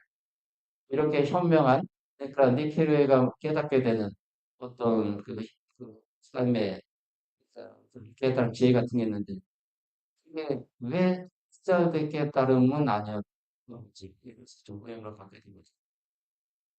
음, 그런 사람이 쓴 것도 아니고, 본인이 썼는데, 본인이 무슨 의도로 썼는지, 의문을 갖게 됩니다. 그, 제가 시간을 좀 많이 썼는데, 뒤에 7쪽 보시면은, 영화에서 거기, 2013년 영화에서 이제 캐리 멀리건이란 배우가 데이지 역을 맡았었는데, 어, 캐스팅이 잘 된 걸로 보입니다. 왜 예쁘장하고 생각 없는 역이어야 돼. 어, 근데 여기 74년판 영화에서 이게 이제 좀 오래된 영화인데 미아 페로우란 배우가 데이지 역을 맡았는데 안 어울려 보입니다. 표정에 뭐 생각이 느껴져요. 이러면 안 되기 때문에 생각 없어야 되는. 가끔 여기 로버트 레드포드란 이 여기 74년판은 이 배우들 중년 배우로 보여요. 원래 그 배우가 약간의 좀 품위가 있는 배우들이에요. 근데 이런 역에는 좀 잘 맞지 않는 거 아닌가 싶습니다. 영화가. 예. 여기 보면은 일단 그 다음에 이제 이 작품 가장 좋게 보는 거는 이제 개츠비와 데이지의 사랑 이야기를 보는 거예요. 이야기가 왜 이런 식으로 전개되는가? 개츠비의 그 욕망 때문에. 그러니까 잃어버린 사랑을 되찾으려는 보상 욕구 때문에 이야기 이렇게 전개되기 때문에 그냥 데이지를 과거의 여자로 생각하고 그다음에 과거에 가난한 청년이었지만 엄청난 갑부가 됐어요. 그 데이지보다 어, 더 괜찮은 여자를 더 나이스한 여자를 자기가 찾으면 되잖아. 그리고 뭐 불가능하지도 않았을 텐데 왜 헛되게 남의 아내가 된 톰의 아내가 된 데이지를 다시금 자기 여자를 만들려고 애를 쓰는가. 한편으로는 이제 어떤 과신 때문으로 봅니다. 그러니까 아메리칸 드림의 한 사례였어요. 그 전까지는 가난한 청년이 엄청난 각부가 됐기 때문에 성공한 남자가 됐어요. 이게 아메리칸 드림의 성공 사례로도 보입니다. 근데 한편으로는 이제 거기에 대한 자신감이 지나쳐가지고 어, 잃어버린 시간조차 되돌릴 수 있다고 생각합니다. 이 시간이 사실 긴 시간은 아닌데 5년 정도요. 5년 전에 이제 연인이었는데 헤어졌어요. 이루어지지 않았어요. 그리고 이 데이지는 이제 톰과 결혼했어요. 근데 그 시간은 없었던 시간으로. 그러니까 아주 흥미로운 장면인데 영화에서는 약간 코믹한 장면으로도 나옵니다. 그러니까 두 장면을 떠올리게 되는데 하나는 이제 5년 만에 재회한 장면. 그 영화에서는 이제 굉장히 긴장한 장면으로 나옵니다. 둘이 재회하게 되고. 그리고 데이지가 이제 또 여기 결혼한 몇 년 차여서 이제 애 하나 있는데 데이지하고 톰 부부는 약간 번뜩이 시작된 무렵이에요. 굉장히 나른한 모습을 보여주면서 시작합니다. 왜냐면 이제 서로 간에 이제 흥미를 좀 잃을 만한 그런 시점이기 때문에 그때 개츠비가 등장해서 개츠비하고 이제 재회하게 되는데 개츠비가 이제 그런 얘기를 듣죠. 엄청나게 이제 그 부자가 됐고 그다음에 만 저쪽 편에 이제 그 저택 주인이라고 하는 거. 그래서 게이지가 와서 이제 영화에도 그렇게 표현되는데 보고 이렇게 개츠비의 부를 보고 눈물까지 우리 오빠 이렇게 부자야? 자기도 부자인데. 자기도 부자인데 이 개츠비의 재력에 감동받아요. 순수하게 감동받습니다. 영화에서는 그저 잘 표현하는데 이 많은 와이셔츠를 해가지고 있겠죠. 거기에 이게 반하게 되겠다. 다른데 반하는 게 아니고 그 후에 감동해서 눈물까지 흘립니다. 이 데이지가. 어, 딱 데이지는 그런 성격으로 그려져 있어요. 그런데 문제는 이제 그러면은 그렇게 다시금 그 데이지가 어, 개츠비에게 이제 개츠비의 그 재력에 반 감동하면서 전 남편과의 관계는 좀 약간 실증날 무렵이어가지고 새 출발할 수도 있잖아. 뭐 그런 게 불가능한 건 아닌데. 근데 개츠비는 무리하게도 그 이상을 요구합니다. 그러니까 과거 사귀었었고 그다음에 톰과 결혼해서 몇 년 동안 딸까지 하나 두고 이제 살고 있는데 그다음에 다시 개츠비를 선택해서 이게 아니고 5년을 삭제하고자 해요. 톰은 아예 존재하지 않았던 것처럼 톰은 데이지가 한 번도 사랑하지 않았던 것처럼 그리고 데이지에게는 개츠비밖에 없었던 것처럼 해주길 기대요. 이게 그 중요한 장면에서 나오는 부분인데, 근데 일단 그 전 단계에서는 이제 그 데이지가 그 애정 고백 강요할 때 일단 자기가 그렇게 지금 당신은 사랑해라고 얘기, 캐치백을 요구에 대해서 이제 지금 나는 당신을 더 사랑해 이렇게 얘기하는데 거기서 만족하지 않고 그 이상을 요구합니다. 이게 매우 좀 특이해 보이는데 톰과의 모든 관계를 다 부인하게끔 요구해요. 한 번도 사랑해보지 않은 거지. 그러니까 톰이 옆에 있다가 이제 신혼여행 때 얘기하면서 그때 내가 당신을 뭐 안아주고 했잖아, 뭐 업어주고 했잖아 이런 얘기까지 환기시켜 주니까 데이지가 망설이게 됩니다. 그리고 그것까지 부인하지 못해요. 과거의 자기 감정까지 부인하지 못하고 개츠비한테 화를 냅니다. 이렇게까지 할 건 없잖아. 없지 않는가라고 얘기합니다. 그게 이제 중요한 전환점. 그러니까 그게 말하자면은 개츠비의 어떤 환상 그리고요. 아, 그걸 좀 엿보게 해주는 대목이 그 5년 만에 재회 장면에도 나옵니다. 그 자료에서 보면은 이제 뒤쪽에 제가 적어놨는데, 음, 아, 그 10쪽에 있는 부분. 음, 이건 이제 다른 번역본인데 우리 번역본에도 그 여러분이 지금 갖고 있는 중에서는 200 아니다 200 저기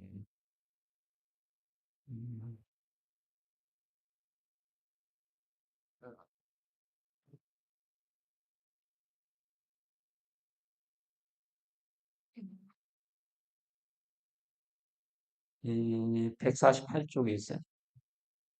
거의 5년에 가까운 세월. 심지어 그날 오후만 해도 데이지가 그의 꿈에 미치지 못하는 순간들이 분명히 있었을 것이다.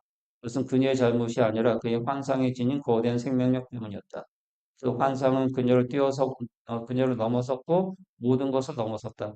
그는 창조적인 열정으로 그 환상에 뛰어들어 시종일관 그것의 규모를 키웠고 자신이 가는 길에 떠도는 모든 눈부신 깃털을 모아 그것을 장식했다. 아무리 크게 난 불이나 커다란 생생함도 한 인간이 자신의 유령 같은 마음속에 쌓아둔 것에는 도전하지 못한 겁니다. 이 대목이에요. 그러니까 5년 만에 제외했는데 제치비가 품고 있는 이제 데이지에 대한 데이지 이미지가 있습니다. 그 이미지는 실제 데이지하고도 달라요. 실제 데이지도 그 환상에는 미치지 못합니다. 제치비가 5년 동안 품었던 그 데이지의 상이 있기 때문에 어, 그 상 때문에 계속 뭐 긴장하고 그다음에 오랫동안 이제 재회를 갈망해 왔는데 막상 현실에서 재회하게 되니까 현실의 데이지는 그 정도는 아니에요. 그 격차 같은 게 있습니다. 이게 그 징후라고 생각해요. 그리고 마지막에 이제 그 데이지한테 무리한 요구를 할 때도 마찬가지인데 실제 데이지에 대한 고려가 없는 거잖아요. 데이지 편에서 생각하지 않는 거예요. 자기 환상 속에만 있어요. 그리고 현실에서 데이지에게 자기 환상 속의 데이지가 되게끔 요구하는 겁니다. 되라고 요구하는 겁니다. 나에게 완벽한 데이지여야 돼요. 그 완벽한 데이지는 홈에 대해서는 일말의 감정도, 사랑의 감정도 가진 적이 없는 데이지여야 돼요. 근데 현실의 데이지는 그렇지 않기 때문에 거기 어떤 불일치 같은 게 있습니다. 네, 이게 그 이게 이제 개츠비가 갖고 있는 어떤 낭만적인 뭐랄까, 꿈인데, 그 아메리칸 드림이기도 한데, 이 꿈이, 개츠비를, 어, 부로 만들어졌어요. 그러니까, 제 개츠비로, 그러니까, 만들어졌어요. 그런데 동시에 이 개츠비를 몰락하게끔 해요. 그러니까 아메리칸 드림의 양면을 다 보여주는 이제 그런 작품으로 읽을 수 있습니다. 그래서 이름은 이제 제임스 개치였죠. 제임스 개치였는데 그 제 개치로 만듭니다. 이렇게 한 것도 개츠비의 환상이에요. 그러니까 자기 자신을 개조해 버렸어요. 어, 여기 보면 이제 프랭클린 자서전 같은 게 롤 모델입니다. 그러니까 프랭클린 자서전이 이제 18세기 후반에 그 미국의 아주 중요한 고전인데 자기 개발서의 원조입니다. 우리도 그게 자기 개발서라는 게 굉장히 많이 나오고 있어서 서점에 보면 코너가 따로 있어요. 자기 개발서 코너가 있습니다. 그 을에 있어야 되는 거지. 자료 찾아보고 있어. 그 독자들도 엄청나기 때문에 우리도 마찬가지. 지난 10년 동안 최고 베스트셀러가 얼마 전 통계 보니까 소년용도 1위, 노벨상 호강 때문에 2위가 세이노의 가르침이란지. 그게 자기계발서. 얼마나 많이 팔렸던 거야. 그 사람 돈도 많은 사람인데 이렇게까지 많이 팔았어. 여러분도 입주했는지 모르겠는데 그런 책이. 네, 개츠비는 이제 그 대표 사례입니다. 아메리칸 드림의 성공 사례라고 하는 거. 근데 이 작품 정확하게 그 아메리칸 드림의 이명도 같이 다루고 있습니다. 그 이 무모한 욕망, 그 개츠비가 갖고 있는 데이지를 현실의 데이지가 아니에요. 환상 속의 데이지. 그 환상 속, 그러니까 현실의 데이지를 억지로 그 자기 환상 속에 집어넣으려고 해요. 근데 그렇게 되지 않았어요. 실패해. 나중에 윌리에서 이제 죽임을 당하는 거는 오히려 다행스럽게 생각해요. 왜냐하면 개츠비가 확인할 수 있는 거는, 어, 그, 자기가 돌이킬 수 없는 어떤 데이지일 거기 때문에, 현실의 데이지. 개츠비가 죽은 다음에 그 톰과 데이지가 보여준 반응은 이제 닉 캐로웨이가 기록하고 있는데, 일말에 무슨 저 동정이나 이런 거 전혀 없어요. 그러니까 굉장히 소박한 커플로 그려집니다. 아, 그게 이제 개츠비의 어떤 순수성과 비교가 돼. 그래서 이 작품은 결말 부분도 그런데 개츠비에 대한 상당히 좀 흥미로운. 그러니까 이 니키로웨가 처음에는 좀 약간 부정적인 그 생각을 갖게 되는데 그리고 이제 개츠비의 비밀 같은 것도 알게 되면서 약간 부정적인 이미지를 갖게 되는데 근데 장례식 치른 다음에 좀 바뀌게 돼요. 여기 그냥 부부와의 모습하고 비교하면서 그들에 비하면은 이제 굉장히 순수한 인간입니다. 그리고 그와 연관해서 이제 great라는 말도 좀 다른 뉘앙스를 좀 갖게 돼요. 원래 더 그레이트 개츠비라고 할 때 이게 좀 논란이 좀 됐어요. 뭐가 위대하다는 거야? 제가 한 가지 의견은 반어로 보는 겁니다. 위대한 개츠비라고 반어로 보는 겁니다. 아, 혹은 저렇게 해석하게 돼요. 그레이트란 말이 이제 우리는 그냥 통상 위대한 이렇게 번역하지만 뭐 대단한 이런 뉘앙스도 있기 때문에 대단한 개츠비. 뭐 어떤 뉘앙스가 좀 다르죠. 아, 근데 또 찾아본 위대한 개츠비의 어떤 모습을 볼 수 있다라고 또 보는 견해도 있어요.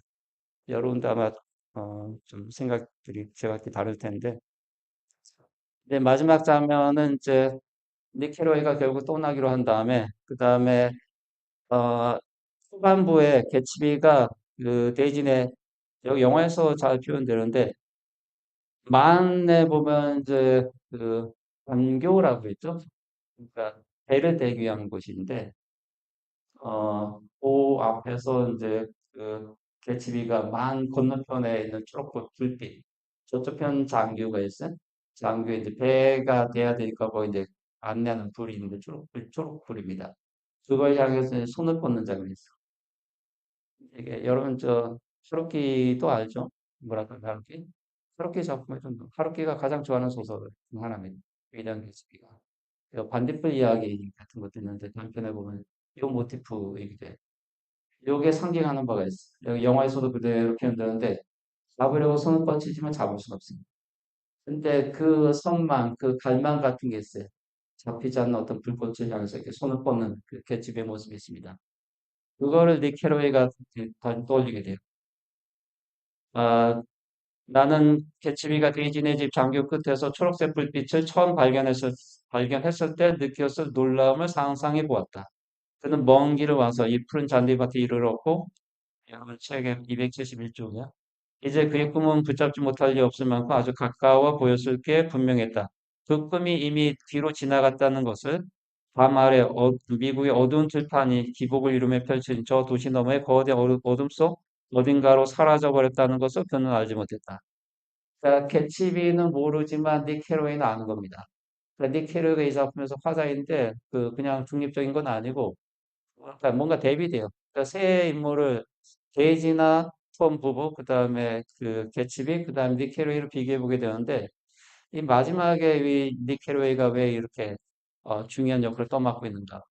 왜 이 작품의 주제까지 감당하고 있는가? 좀 의미해 보게 됩니다. 개츠비는 그 초록색 불빛을 해마다 우리의 눈앞에서 멀어져가는 그 절정의 꿈을 믿었다. 그때 그것은 우리를 교묘히 피해갔지만 그게 무슨 상관이란 말인가? 내일 우리는 더 빨리 달릴 것이고 팔을 더 멀리 뻗을 것이다. 그러다 보면 어느 맑은 날 아침 점점점점 이것도 이제 상당히 의미심장한 이제 말줄임표라고 이렇게 해석하기도 합니다. 우리 말줄임표로 되는데 원본에는 막 이렇게 점 이렇게 돼 있을 거야. 그래야 우리는 물결을 거스르는 조각배처럼 끊임없이 과거로 떠밀려가면서도 계속 앞으로 나아가는 것이다. 그, 그 전에 이제 나오는 게 여기 바로 이 대목이네. 270조 하단부터 해서. 어, 해변에 있는 커다란 저택들은 이제 대부분 닫혀 있고 해협을 가로지르는 연락선의 어슴푸레하게 움직이는 빛 말고는 그 어떤 빛도 거의 보이지 않았다. 달이 더 높이 떠오르자 없어도 되는 존재의 집들이 차츰 사라지기 시작했고 그러다 나는 한때 네덜란드 선원들의 눈에 꽃처럼 피어났던 이 오래된 섬의 모습을 서서히 알아차리게 되었다. 신세계의 신선한 초록빛 젖가슴으로서의 모습을 말이다. 라고 되는데 이것과 정치시키고 있어요. 그러니까 개츠비의 환상은 한편으로는 미국에 대한 환상입니다. 네덜란드 선원들이 처음에 신대륙의 신대륙 발견하고, 그러니까 미 대륙을 발견하고 이 해안가에, 요 맨하튼 쪽인데, 이 뉴욕항에 이제 처음 들어섰을 때 봤던 초록색 불빛하고 병치시키게 돼요. 매우, 뭐랄까, 어, 좀, 지능적입니다. 매우 독한 장면. 그래서 마지막 장면에서는 한 인물, 개츠비의 이야기를 아메리칸 드림의 이야기로 이렇게 승격시킵니다. 그런 역할을 이제 닉 캐로웨이가 맡아서 하고 있어요. 그러니까 화자 닉 캐로웨이가 개츠비가 죽은 다음에도 이제 남아 있어야 하는 중요한 이유라고 이렇게 생각이 들어요. 어, 네. 20분 정도 시간이 남았는데 질문에 대해서 좀 답변을 드리고 좀 보충해서 말씀드리는 걸로 하겠습니다.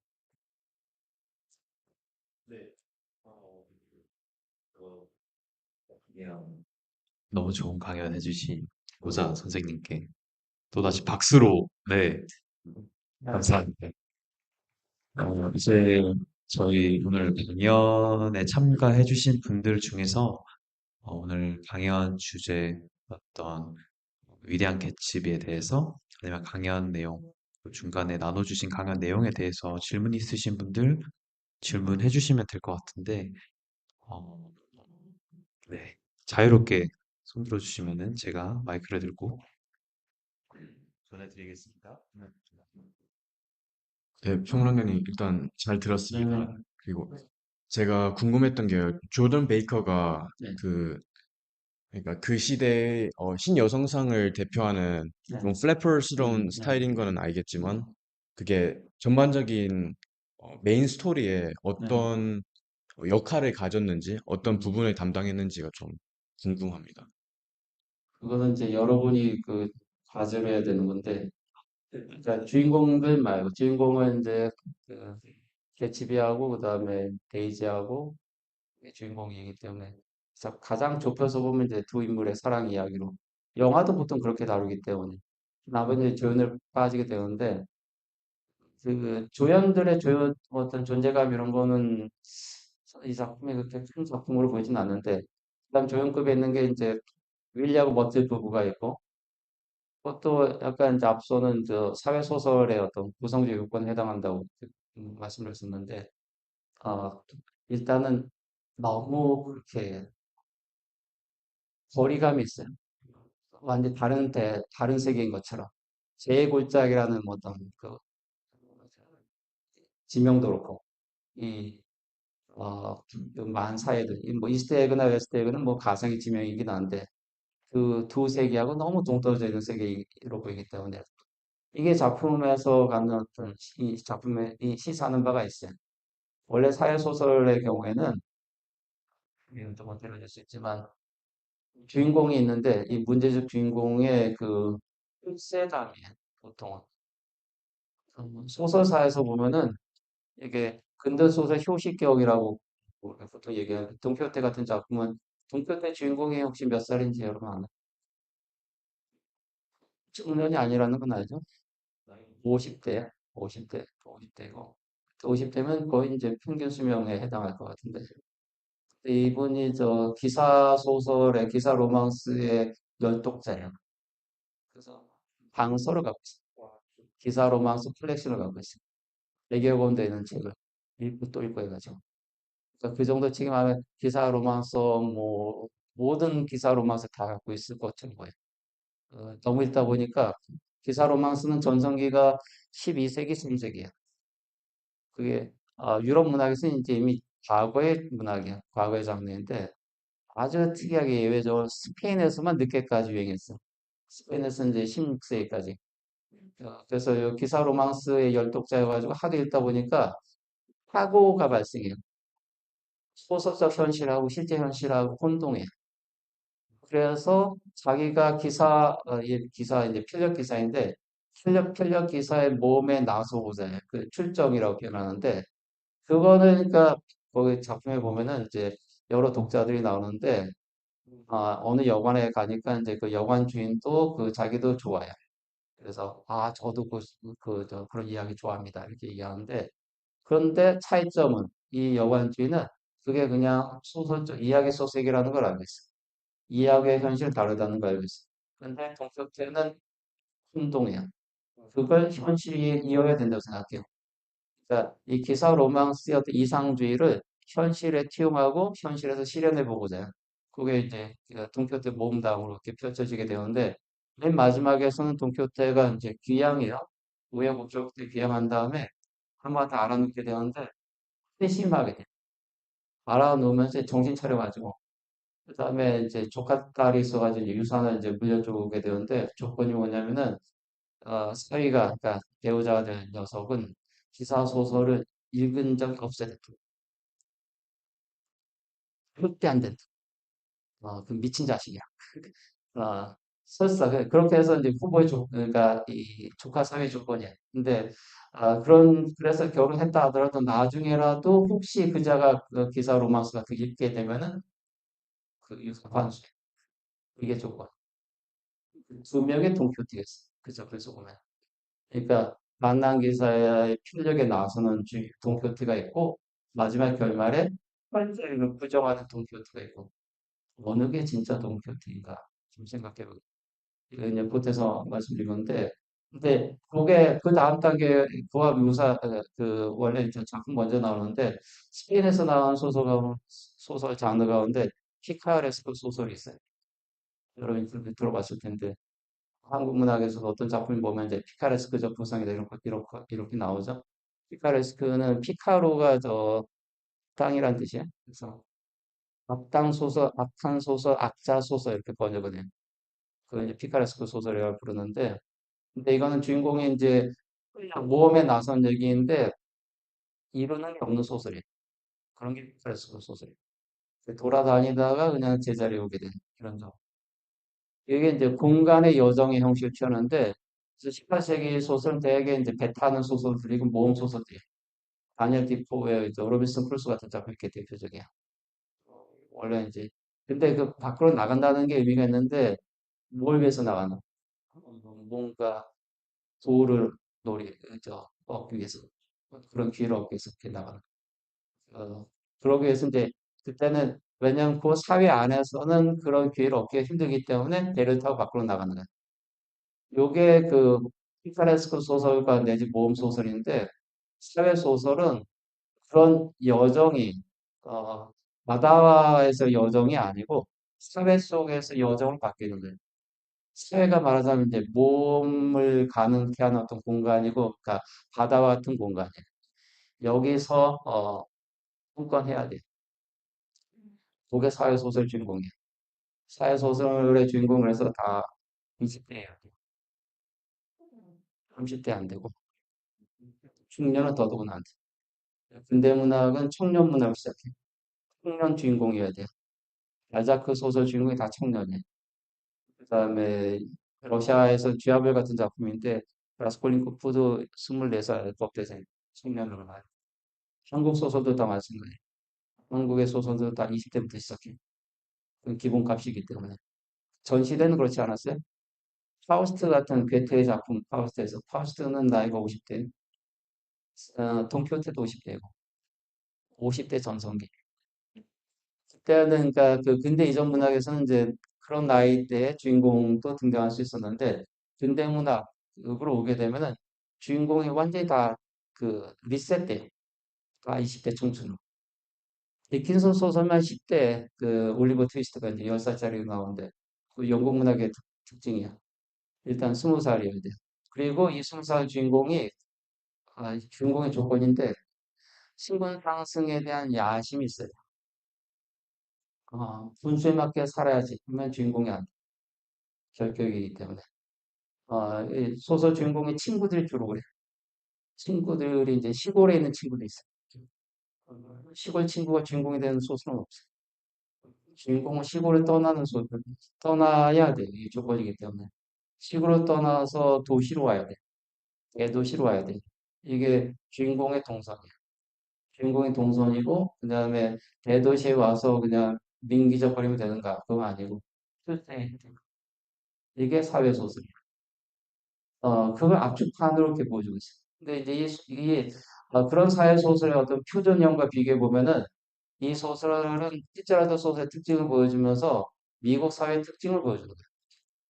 왜냐하면 그 과정이 원래는 잘 그 재현된, 근데 요 세 가지 타입이 좀 있는데, 발자크 소설에서는 고려 영감이라는 소설이 있어요.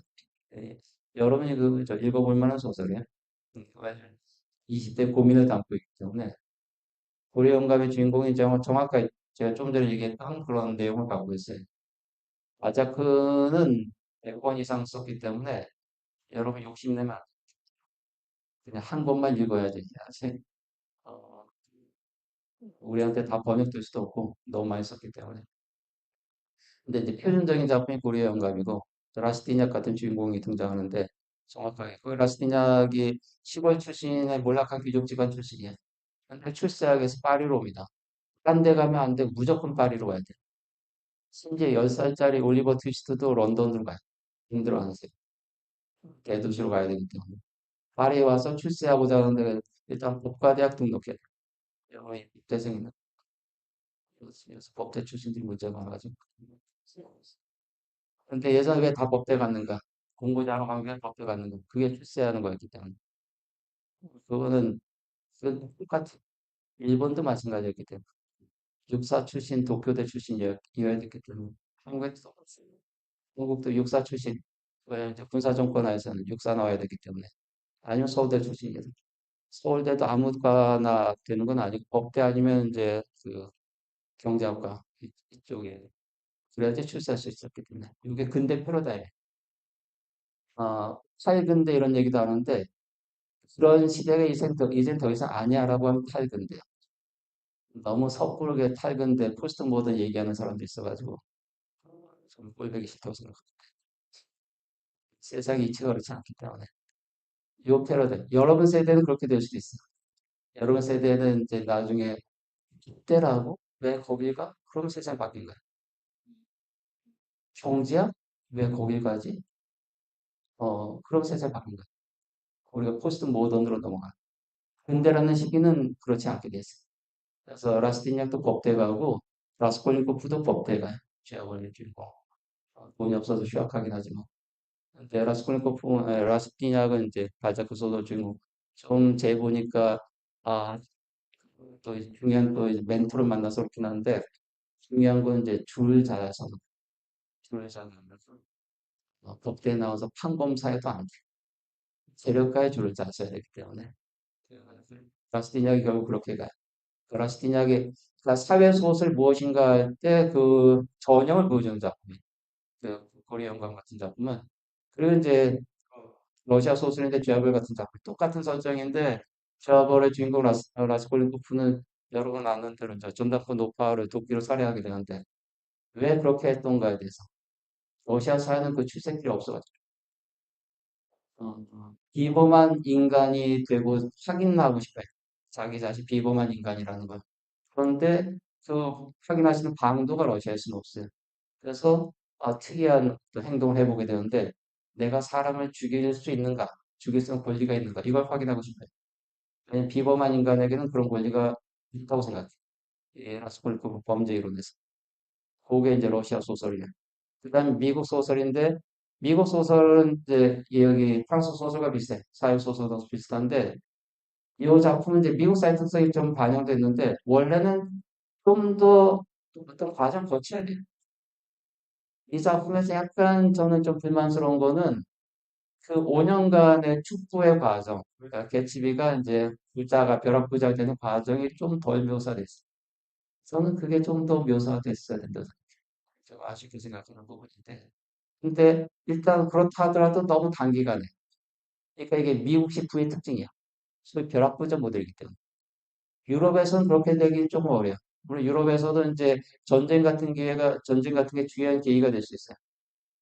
여기 저 고려 영감도 마찬가지인데 고려 영감이 이제 제분업자여가지고 나폴레옹 전쟁 때 군납으로 이제 부자가 된 사람이에요. 부자가 된 사람인데 그렇게 모은 재산 딸들한 지참금으로 다 줘요. 자기는 원래 평민 출신이에요. 평민 출신인데 두 딸은 이제 귀족의 아내로 맡아요. 사위들이 다 귀족이에요. 사위들이 이제 백작이고 남작이고 그래. 그 신분 세탁했어. 신분 세탁했는데 신문간에 어떤 또이 적이 있어가지고 사위들 못 만납니다. 왕이 오셨을 때 안 돼요. 사위 집에 갈 수가 없어요.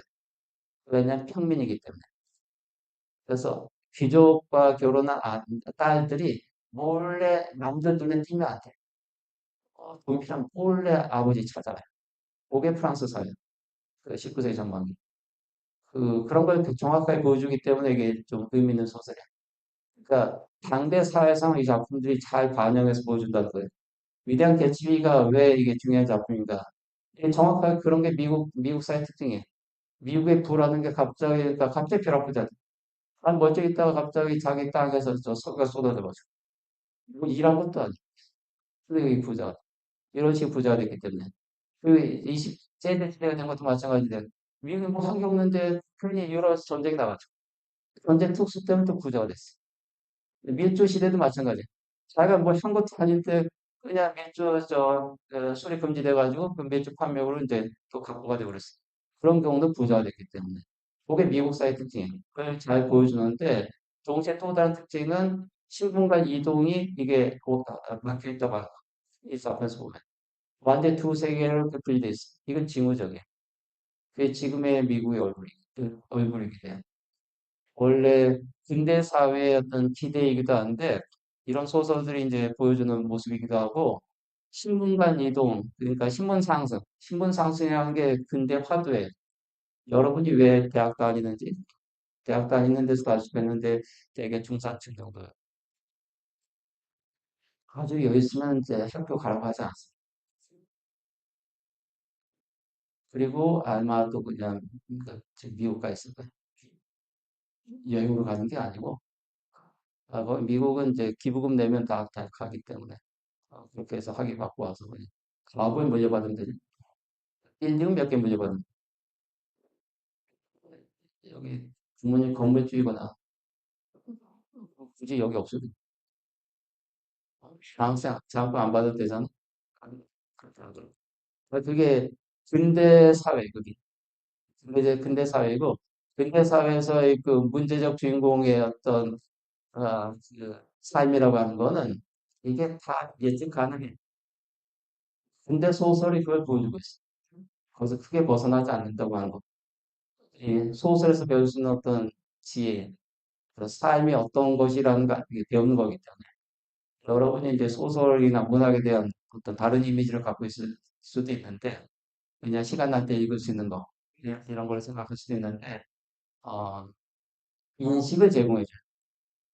그러니까 이 현실에 대한, 이 세계에 대한, 삶에 대해서 우리를 알게 끊어주는 거예요. 과거에 어떻게 살아왔는지, 지금 현실의 모습도 마찬가지예요. 지금 우리가 어떤 삶의 초보나에 놓였는지, 어떤 삶을 살 수 있는지, 혼자의 개인적인 경험은 한계가 있어. 뭐 만나는 뭐 대면 할 수 있는 사람도 한계가 있고 경험에도 한계가 있어. 근데 소설은 그걸 좀 보완해 주는 거야. 더 많은 경험을 갖게, 더 많은 걸 알게 하고 보게 하고 하기 때문에 조던 베이커 질문에 대해서 너무 길게 답변했는데 그러니까 그 일부라는 거야. 그 세계에 그러니까 그런 여성상도 보여주고 그다음에 제 골짜기에 사는 사람들도 보여주면서 끝나라는 겁니다. 발언 시간 제한이네요. 배터리가 꺼졌 예. 아직 3분 남았는데. 그렇게 볼 수 있다는 얘기입니다. 그러니까 사실적 설정인데 불만 있는 것도 약간 어색하잖아요. 그러니까 닉에 갔는데 거기 부부만 딱 있다는 것도 좀 그렇고, 그다음 닉도 이제 어릴 때 파트너가 있어야 되잖아. 셋이 있고 그다음에 여기 어쨌든 이제 기능적으로 그런 인물을 어떻게 집어넣은 걸 이렇게 볼 수 있다고 생각합니다. 네, 또 다른 질문. 이건 꺼졌고요. 네, 저는 중국이나 네, 문학을 해석하는 강의 너무 잘 들었습니다. 그 첫 번째 질문은 방금 주신 대답에서 꼬리 질문처럼 네, 네. 궁금했는데 군대 이전과 주민 연령이 20대에서 60대로 바뀐 것 같은데 그 사이에 어떤 그 사이에 그 사이에 어떤 사회의 패러다임 변화가 있었는지 그게 방금 대답 주신 거에서 조금 추가적으로 궁금해서 시대적 배경에 대해 한번 조금 설명해 주실 수 있을지. 근대 사회라는 게 등장하면서 이제 비전 사회가 갑자기 정근대 사회가 되버렸어요. 음, 모던이라는 말을 쓰게 되면서 이제 프리 모던, 그러니까 그다음에 이후는 포스트 모던 이렇게 나눠지게 되는데, 그러니까 역사를 보는 굉장히 큰 시각이에요. 한 가지는 근대라는 개념 없이 역사를 보는 관점도 있어요. 뭐 그런 게 있어. 그냥 그 인류의 역사라고 하는 거는 어, 그냥 내내 뭐 태어나서 살다 죽고 태어나서 살다 죽고 이 반복됐을 뿐이야. 자연사적 과정의 연속일 뿐이야. 이렇게 보는 견해가 한 가지 있어. 그 역사라는 말을 굳이 쓸 필요도 없는데. 다른 한 가지는 이게 일반적인 관점이긴 한데, 여러분 이제 대학에서 배우는 관점이기도 해. 근대라는 게 딱 있다고 보는 거야. 모던이라는 말은 새롭다는 의미도 있어요. 그래서 크게 보면 이제 구시대와 새로운 시대. 모던의 기점은 어디로 볼 것인가 하는 것도 그렇고, 한국 사회 근대화도 마찬가지예요. 어느 시점에 우리가 근대화가 됐는지, 근대 한국이 됐는지, 이게 중요한 쟁점이에요. 우리는 이제, 구한말부터 보기도 하고, 그러니까 1890년대로 보기도 하고, 그다음에 일제강점기부터 보기도 하고, 기점 논쟁 같은 게 있는데, 어쨌든 기점이 어찌 됐든지 간에 근대라는 게 딱 들어왔고, 그래서 딱 나눠진다고 하는 거.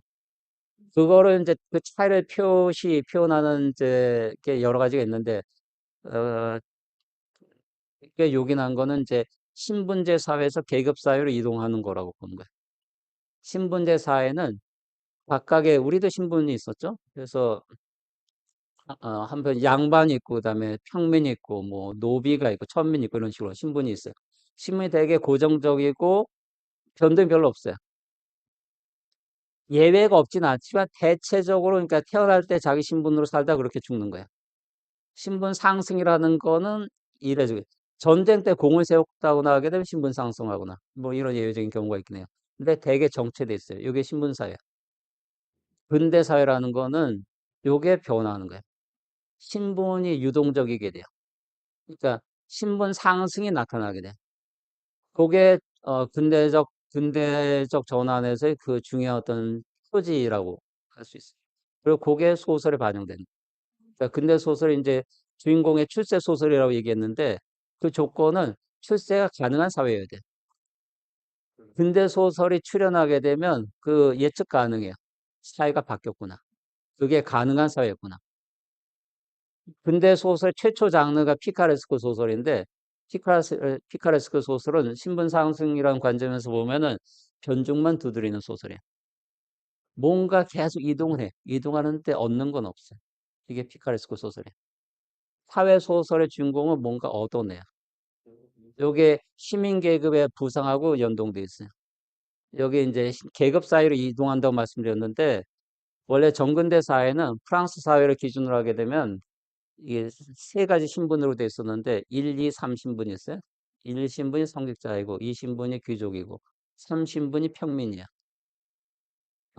구성비 보면은 최대 2%까지가 1, 2신분이야. 1, 2신분 합해서 그러니까 앙시앙 레짐이라고 프랑스 대혁명 이전의 프랑스 사회에서 1 신분이 최대치로 2%, 나머지 98%가 제3신분이야. 제3신분인데 제3신분은 어떠한 권리도 없어요. 어떠한 정치적 권리가 없어요. 그 자기의 어떤 의사를 이제 이게 표현하거나 관철시킬 수가 없어요. 그래서 유명한 팜플렛에 나오는데 제3신분이란 무엇인가 질문하는데 아무것도 아니다. Nothing. 이게 구체제예요. 구체제 그 화려한 바스티유 궁이라든가 이 화려한 어, 궁정 문화 또 귀족 문화가 있어요. 98%의 평민의 삶과 이 대처가 나게 됐어요. 아무것도 아닌 존재였기 때문에. 근데 프랑스 혁명이 최초로 그걸 뒤집어 엎었어요. 프랑스 혁명이 혁명이란 말의 저작권을 프랑스 혁명이 갖고 있어요.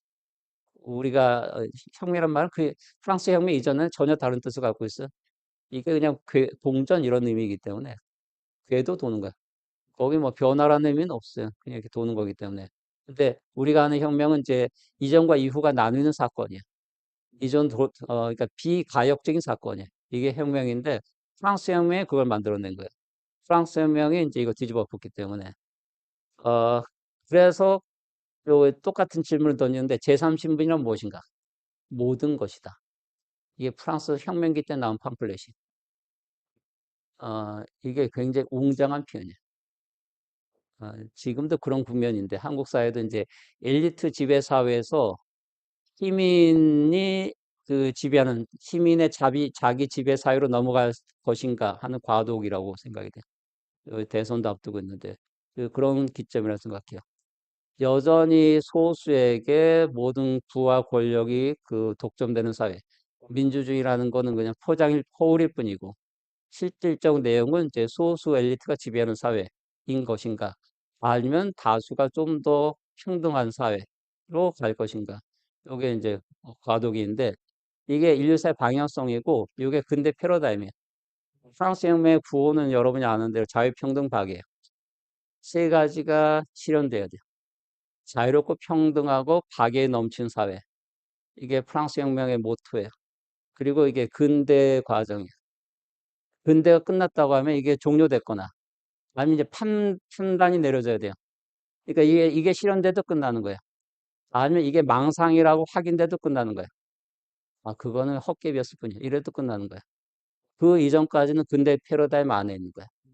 근대 패러다임 안에서 이전까지는 인간이, 그러니까, 개인에 대한 개인으로서의 자각도 갖지 못했었고, 그 다음에 신분 상승을 기대할 수도 없었어요.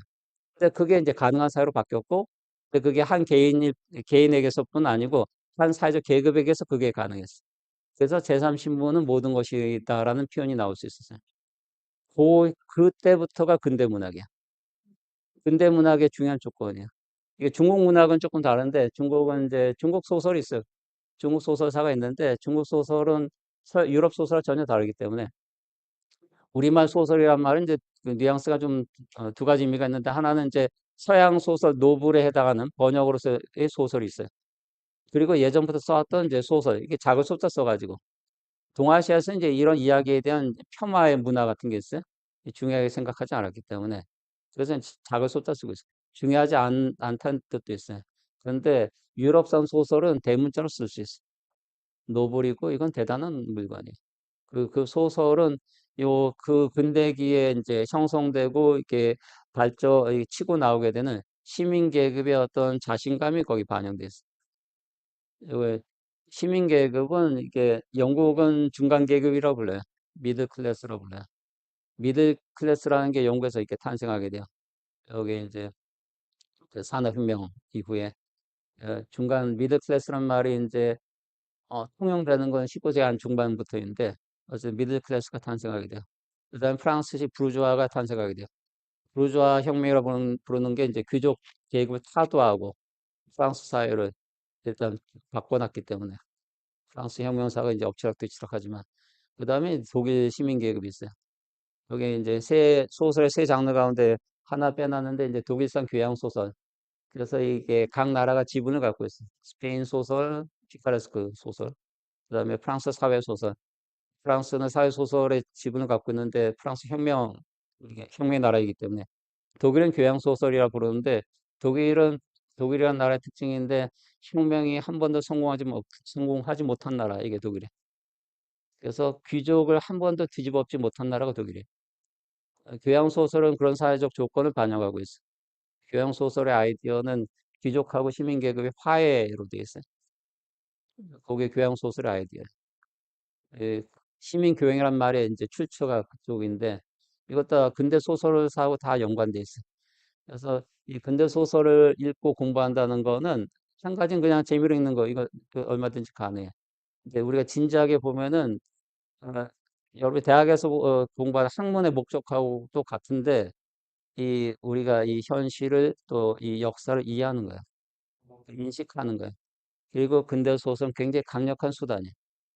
근대 이후의 역사를 들여다보는 데 있어서. 이게 시간 나면 뭐 읽으시는 거 아니고, 시간 내서 읽어야 돼요. 굉장히 중요한 의미가 있어요. 예. 변호 선생님께 큰 박수 보내드리겠습니다. 두 개의 질문을 받았는데 두 개의 질문으로 또 다른 강연을 이렇게 해주셔서 저희 오늘 정말 알찬 시간 되었던 것 같고 어떻게 보면 저희가 이렇게 바쁜 현대 사회에 잠깐 멈추어서 성찰하고 또 우리 자신을 그리고 사회를 돌아볼 수 있는 기회를 이번 사업을 통해서 장학생들에게 부여를 하려고 하는데 그 시작으로 위대한 개츠비를 같이 읽은 게 정말 좋은 기회가 아니었는가 싶습니다. 개인적으로 저도 지금 아메리칸 드림을 갖고 있는데 저를 어떻게 보면 좀 돌아볼 수 있는 그런 또 즐거운 시간 아니었나. 우리 모두가 또 사회소설의 주인공인 20대 청춘들이 자기 자신을 돌아보는데 뜻깊은 시간이었던 것 같습니다. 이로써 오늘 독서 모임은 마치는 것으로 하겠습니다. 감사합니다.